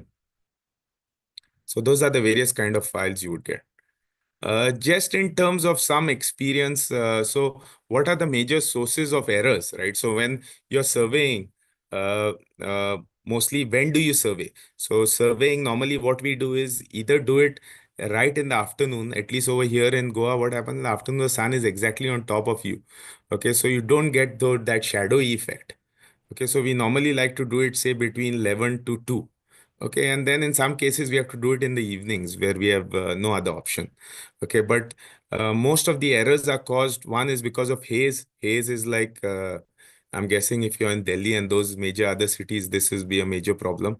Then any topographical changes.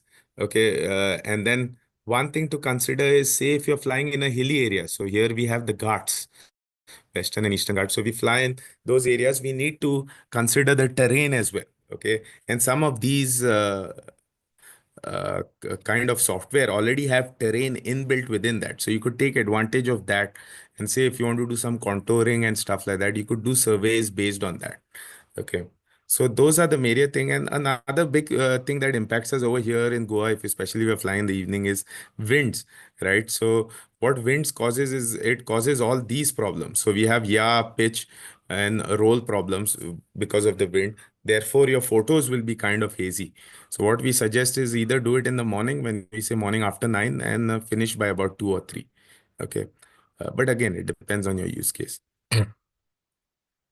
So one thing I wanted to bring up is, at least mostly for the civil guys, now drones have come at a stage wherein within software itself, okay, within minutes, okay, say for example, you have a scenario, you have, say a building site that you're the manager for. You basically want to find out what is the volume of sand, okay, which you mix with cement, or what is the volume of stones that is available. You can get volumetric measures to a 3 or 4 cubic meter accuracy, okay, which is more than enough. Ideal if you're in a project management scenario from a civil standpoint, right? So every time when you have, and if you have a drone and you've bought one of these softwares like Drone Deployer Pix4D, this will be on the fly. You just click, okay, click around that area and it'll give you the volume of sand present. Okay, so from a project management standpoint, you have something wherein you are kind of satisfied, or you're happy, you're going happy that night, right at home, that you have everything that you need. You don't have to call 100 people and ask them, I need stones or what have you. Okay, so this has been a big boon, at least in the US, that area, okay, wherein most of the project management guys use drones now to do volumetric kind of calculations. One thing, another thing that you could use is once you get your geotiff file, right? You could obviously, you have created some kind of plans or some kind of drawings and stuff, either in SketchUp or in some AutoCAD, Revit or whatever. So those files can be exported, imported into a software like QGIS, and you can also have your geotiff file and see if it is actually mapping to. So if it's a contractor or whoever the builder is, if it is mapping to what is being actually architected for. Okay, so that is what you could also see. Then you could obviously compare over a period of time. I've done a bunch of these jobs, okay, in India, wherein what they wanted is for big buildings and some government projects as well. They wanted like to maintain the history. Okay, and these are mostly CPWD. It's coming to state level PWD, at least in Goa now. Okay, just this year.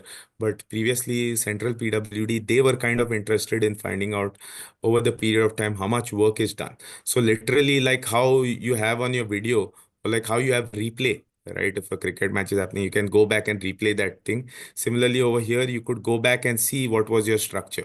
So this itself, it's not a MP4 file, right? But within this software itself, you could go back and see at every instance of time when the photo was sent. So this was April 20th, May 22nd, and then August 14th, okay, when these images were taken. So this is one example. One thing is you could also, from a 3D model standpoint, this is something, frankly, that I have never used. But what it is, and I've got this from Pix4D's website, you can compare IFC files. Okay, if you've got any IFC files, you could compare it and do some kind of comparison in terms of whether the window is where it is or the window is not where it is. Okay, in a particular, say, 3 or 4 level structure. Okay, so those kind of things can be done once you get your geotiff file. Okay, next part I wanted to talk about is 3 quick things.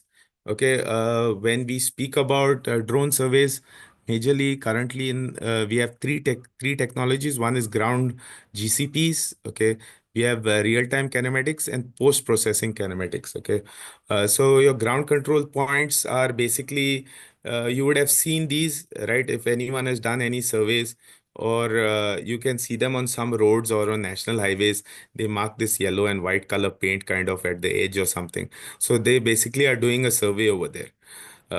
So these are some examples of some GCP. So once your GCP is there, what you do is you place your DGPS in the center of this GCP to get the values. Okay, and your drone survey also will happen when this particular GCP or ground control point.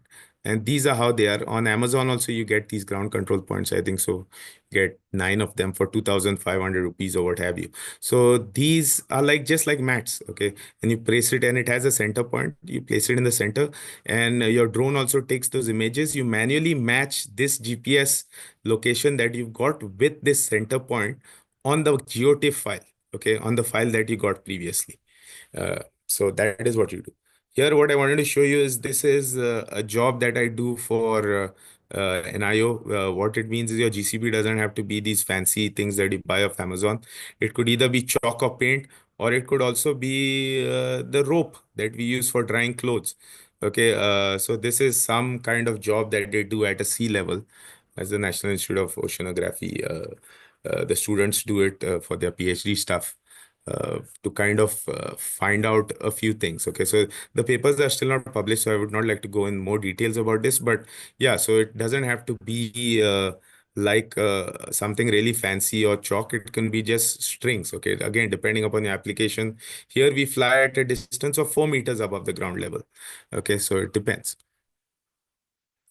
Next. Now, GCP is still used today. I mean, though we have RTK and PPK, GCP technology is still used because, say, if you want to do a survey and you're not interested in the exact position on the Earth, but you're more interested in the distance, the accurate distance between 2 points, you would still go with GCPs. Okay. And GCPs would do your job.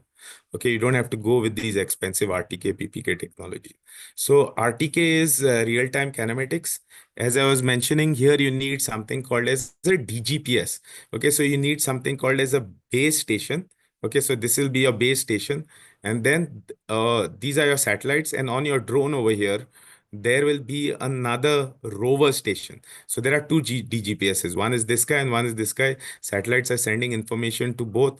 This and this guy is communicating and basically via NTRIP and also correcting errors on the go. Okay, and your base is at a fixed location. Okay, so that's how the error correction happens. Okay, so it's like differential. So this is your real-time kinematics. One thing, just a point of note is the survey of the government survey of India, right? That particular government body has started something called as CORES.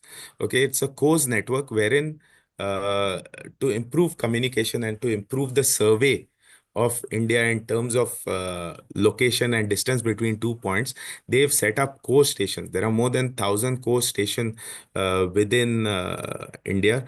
Okay, in Goa, we have three. This is a photo of a core station. So it basically has like a DGPS kind of a thing on top.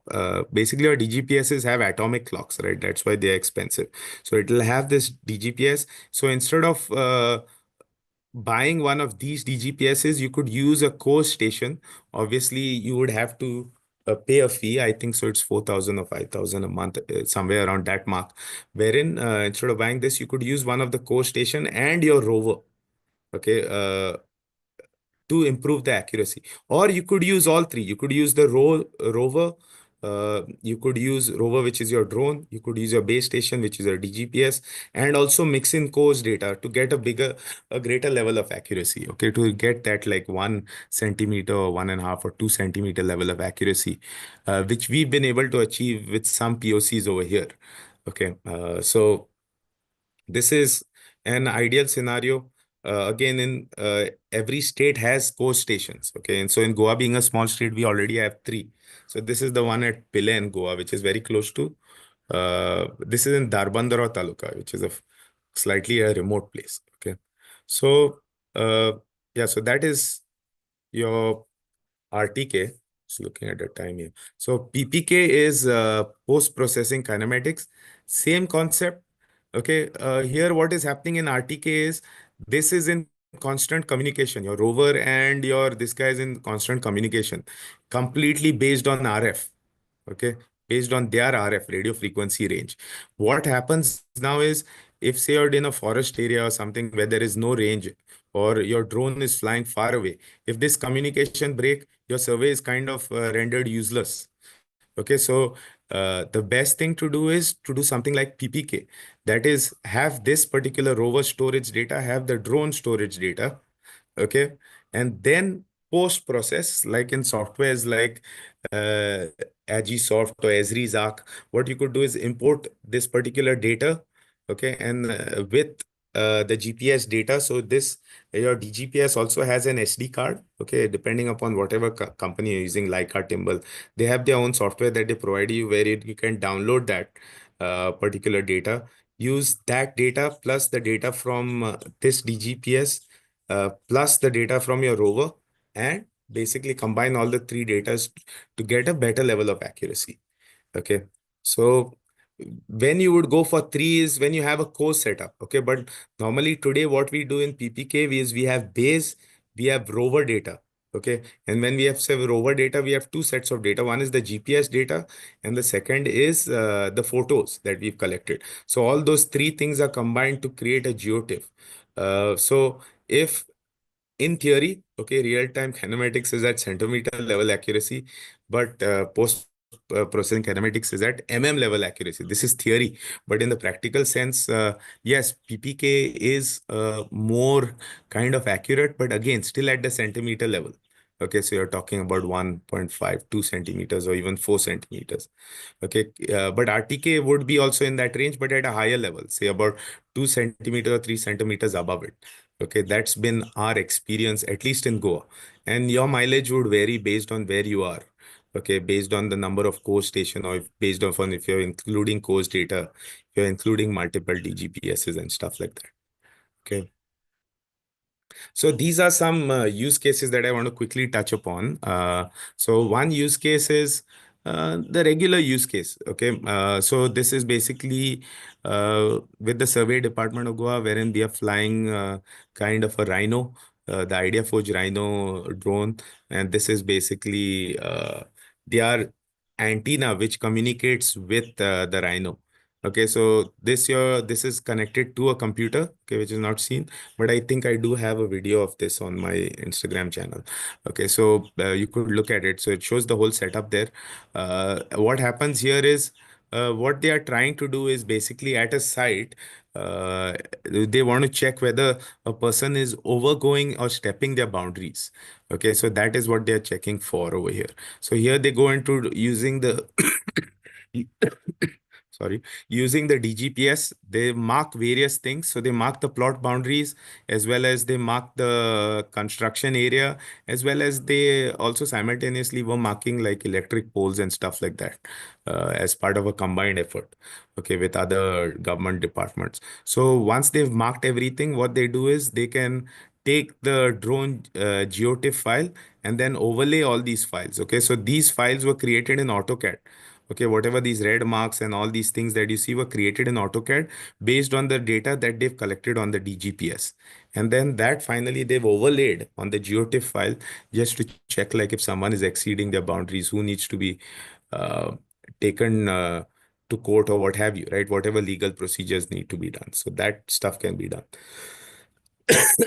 This was one of the jobs wherein basically what this owner wanted is in Goa we have something called as khazans, okay, which are basically at the side of rivers which have salty water, in which we grow paddy and various kinds of specialized kind of paddy. Okay, so what he wanted to do is, so this particular farmer has stopped growing paddy because it's not that lucrative, and he's doing fish farming. Okay, so we did a survey for him to find out where would be the best spot.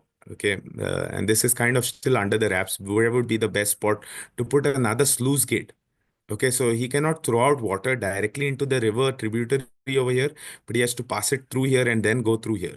Okay, based on some kind of, I'm not sure whether it's a legal thing or what have you, but that was his requirement. Okay, so we figured that out by doing a survey.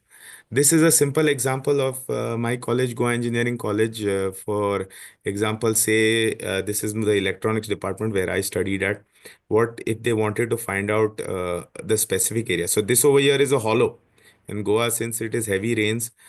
Say we just did this scenario wherein what if we had to cover this middle part, okay, with not patras, not these tiles, but with some transparent thing. Okay, so what would that area be? So that area was easily worked out because we had a geotiff file. The software that you see over here is QGIS. We just imported that, and we created a shape file which gave us the area. Another use case over here you see is with respect to dredging of rivers. Okay, so this is a river close by to my house. So basically, we wanted to see like we had data before this and data after as well. So we wanted to see how much of the bank was cut over the years. Okay, so how much of the soil has actually gone into the river. So we used to do this soon as the river dries. So here we dry the river up in the summers in mid-May or towards the end of the May. These rivers are completely dry. There's little water towards the bottom. Okay, but this is what we wanted to see, like how much, what effect has the dredging caused? Was it valuable or not valuable at all? Or how much destruction was done with respect to the banks of the river? Okay, so that was one use case. Okay, I think I have about 5 minutes more. Okay, so what I'll do is quickly talk about Edge AI. I am going to skip. So what Edge AI is, I'll just show you all a video first, and I'll talk to those slides instead of going through those slides. Okay, So this is a small Edge AI demo. Okay. So this is basically AI wherein I think so as the previous speaker, Dr. Munawar was talking about Edge AI stuff. So this is basically some kind of AI wherein a YOLO algorithm is doing this rock, paper, scissors game. Okay. This is what we used to teach our students, like what is the difference between Edge AI and AI. Here, what you see is this Seed Studio Xiao board and their vision board is being used. And that particular algorithm, it's edge computing device, right? Let me play it again. So it's a edge computing device. So what it is doing over here is basically this whole piece of code, it's not running on the server. This thing doesn't have internet, but this whole piece lies on this stuff. Okay. So this game that it's doing is doing some kind of image recognition and running the YOLO gesture recognition algorithm behind to figure out. So this is a small difference, right? So your AI is basically you're running it on servers while your edge AI is you're doing it directly on the edge itself without internet. Okay. So soon as you have edge AI, the power of edge AI, I think so the previous speaker was speaking about some parking stuff. So you can think about like what are the advantages of it, right? Uh, so yeah, here are some key differences. Like obviously for edge AI, you have very little to no compute power because you're running a small use case. Latency is not a concept anymore, okay, because you're not communicating with the external world or via the internet. Okay, so minimum to no latency. Network bandwidth, you will not have issues. Okay, security, scalability, reduced cost, right? So all these things also come into picture. Okay, I'll skip this so that we can talk. Okay, let's talk about the use cases, especially the ones that I'm involved in. Okay, so two use cases that I'm working on with respect to AGI is so I'm basically also a farmer. Okay, so we grow paddy as well as we have coconut trees. So these two things are very close to my heart. So what we do is when we grow paddy, what we see is if there is a disease, okay, within the paddy crop. So today in Goa, we are in Maharashtra and Karnataka, since my students are there, there's a lot of drone spraying that happens, both fertilizer as well as pesticides, okay, organic, inorganic, a mix of everything. Okay, so the challenge what we do today is while spraying pesticides specifically, or even fertilizer, we spray the whole area with equal amounts. Okay, there is no difference between one area versus the other area. So if a field is there, if like we have 3 acres field, we'll spray the whole thing in 10 minutes and go home and chill out. But what in terms of a pesticide is if you can do some early detection, right? So what happens today or whatever the POCs people are working on, I'm not sure if there's a product in the market for this, is you have one flight that a drone takes which does some kind of analysis and does some kind of AI compute towards the end to mark the spots, okay, which need fertilizer. Okay, and the second drone will then go, okay, and will spray that area. Okay, so this is currently at a POC stage. What we are trying to do as part of the project that we are working on is basically on the same drone, okay, on the same fertilizer drone. What spraying is all about activating versus deactivating the nozzle below the tank, okay, in the drone. So what we are trying to do is control that nozzle based on if there is a particular disease detected. So say a disease is detected in a certain area, what we'll do is spray that area, and we call them bandios over here in Konkani, but we'll spray that whole area around that as well. Okay, so that is what we'll do. So we'll detect on the edge in the same drone flight, we'll detect as well as spray. While in today's world, in the POC stage also, we detect, come back, and then we send a separate drone and spray. Okay, so this is again something that is close to my heart. Okay, and this is something that we are working on. Another thing that we've been hit lately about 3 years back, just before COVID, was a disease called rugoso fly. Okay, wherein most of our coconut trees, if anyone has come to Goa, especially if you come to Goa, then you've been around the Panjim area, wherein on that main highway that goes from Panjim to Mapsa, okay, there you have this concept, and it's hit us also in Salset, where I live, is all these coconut trees were impacted by a rugoso fly, which is like a larvae kind of a thing, which was causing disease to these coconut trees. Okay, so our thing over here was the way to solve this, once we spoke with Agriculture Department of Goa and stuff like that, is to come and leave some beneficiary insects who basically these insects go and eat those larvae. okay, at a high level. So that's what happened. So their question for us was, why don't you identify the best spots to leave this, right? Because they themselves, I think so, it's got from Karnataka or Belgaum or somewhere. They get those flies, okay? This and it's an expensive thing, though it is free for the farmer. It's an expensive affair for them. So we were kind of figuring out with them what was the best place to. Kind of go and leave those flies where to best possibly. Okay, so that was one of the projects. Here is another project. Again, basically, what we were trying to do is do some kind of. So what we have currently is KML files that we import to do, say, a survey. But say we wanted to take photos in a specific area more compared to the others. That is something that can be achieved, okay, or that is something that people are working towards. Okay, this project is currently on the internet. I read about it. Similarly, if you have like your shipping delivery or medical supplies, right now they've already started Amazon delivery within the US, but consider a scenario wherein, say, it is delivering to your patio. Okay, every time you have this garden and there is like a lawn that keeps delivering to. Now in the rains, you've not have any upkeep of that lawn. Now there are big shrubs that have grown within that lawn. Okay, obviously it's going to come and drop your package at the same spot. Okay, because it is GPS based. But say if you had an edge device towards that end, you could obviously there and then real time find, say, okay, it's not going to drop it in your particular lawn, but it'll drop it slightly away from that, which is a much cleaner area.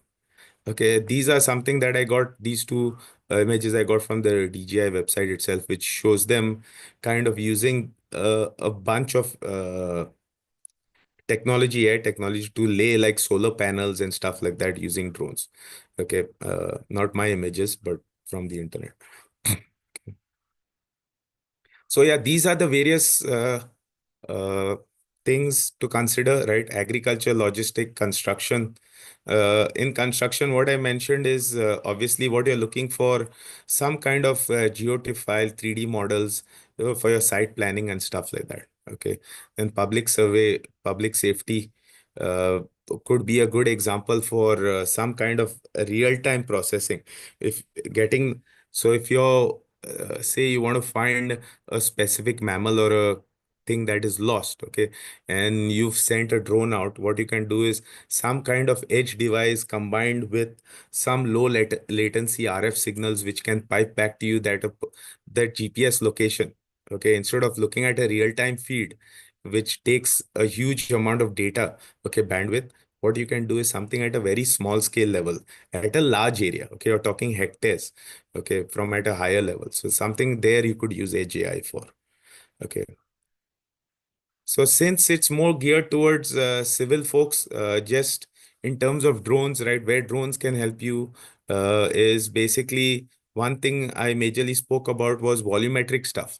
If you're in the management cadre of the building or what have you, obviously in terms of your program management or in terms of managing your building, you could use things like volumetric analysis and stuff like that. You could also use to compare as is build. So if you have a geotiff file, you could do the as is build because the floor is still being built, right? Versus your as is design, like you overlaid the plan, right? Similarly, one thing that I do a lot is monitor site progress. Okay, so even now these big hotels and all that come up, they want site progress, okay, information. So this is like to maintain a history. Uh, so that kind of work also can be done. Okay. And then obviously before handing over, now a lot of, at least to my knowledge, if Central PWD is working on big projects, they need to include like drone images and stuff like that in their final reports or handover reports and stuff like that. So it helps in further tightening your documentation as well. Okay. Yeah. So that's all I had. If anyone, I know I've gone a few minutes over, but if anyone has any questions, they can obviously ask me.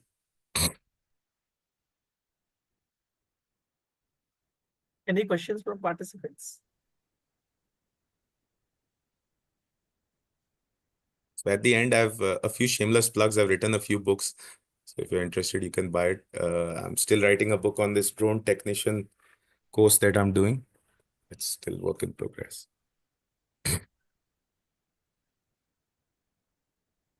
So anyone has any questions?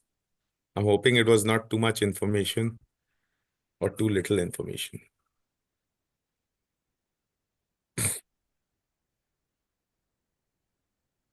Any questions from the participants?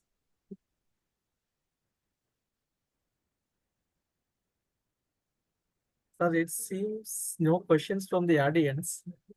Okay. Yeah. Thank you, sir, for enlightening us on drone surveying and various case studies and the recent trends in drone surveying, and enlightening us about edge AI and UAVs with case studies. Yeah, a lot of things we need to learn from this. Any questions from the participant before closing? If you have any question, you can chat in the chat box, or you can directly interact with the speaker. Sir, what will be the general cost of the drone, sir? So if you go to buy like a survey grade drone, okay, it will cost you somewhere close to about because when you're buying a drone, you'll also have to buy a DGPS. Say you're trying to get into surveying. So with the DGPS and the drone, you're talking about 25 lakhs. Okay, so that would be a good drone which you can use for surveying. But say if you're doing some very basic stuff, it can be done by some of these DJI drones, but I won't advise for them, but kind of against them because they're currently in the gray market. Okay, but you can use those as well, which will be cheaper in the 6 lakhs or even further down range. Yeah, yeah. Right.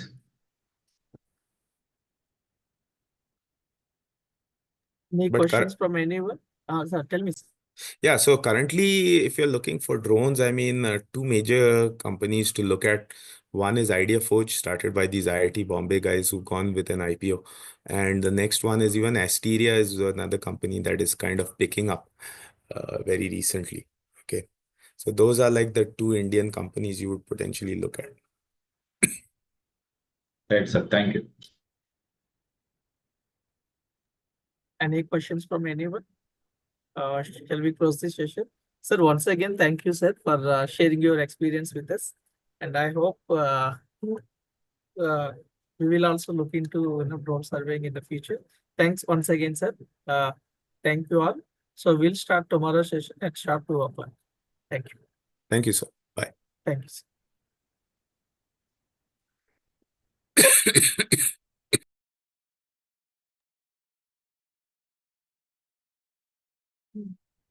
Tirupati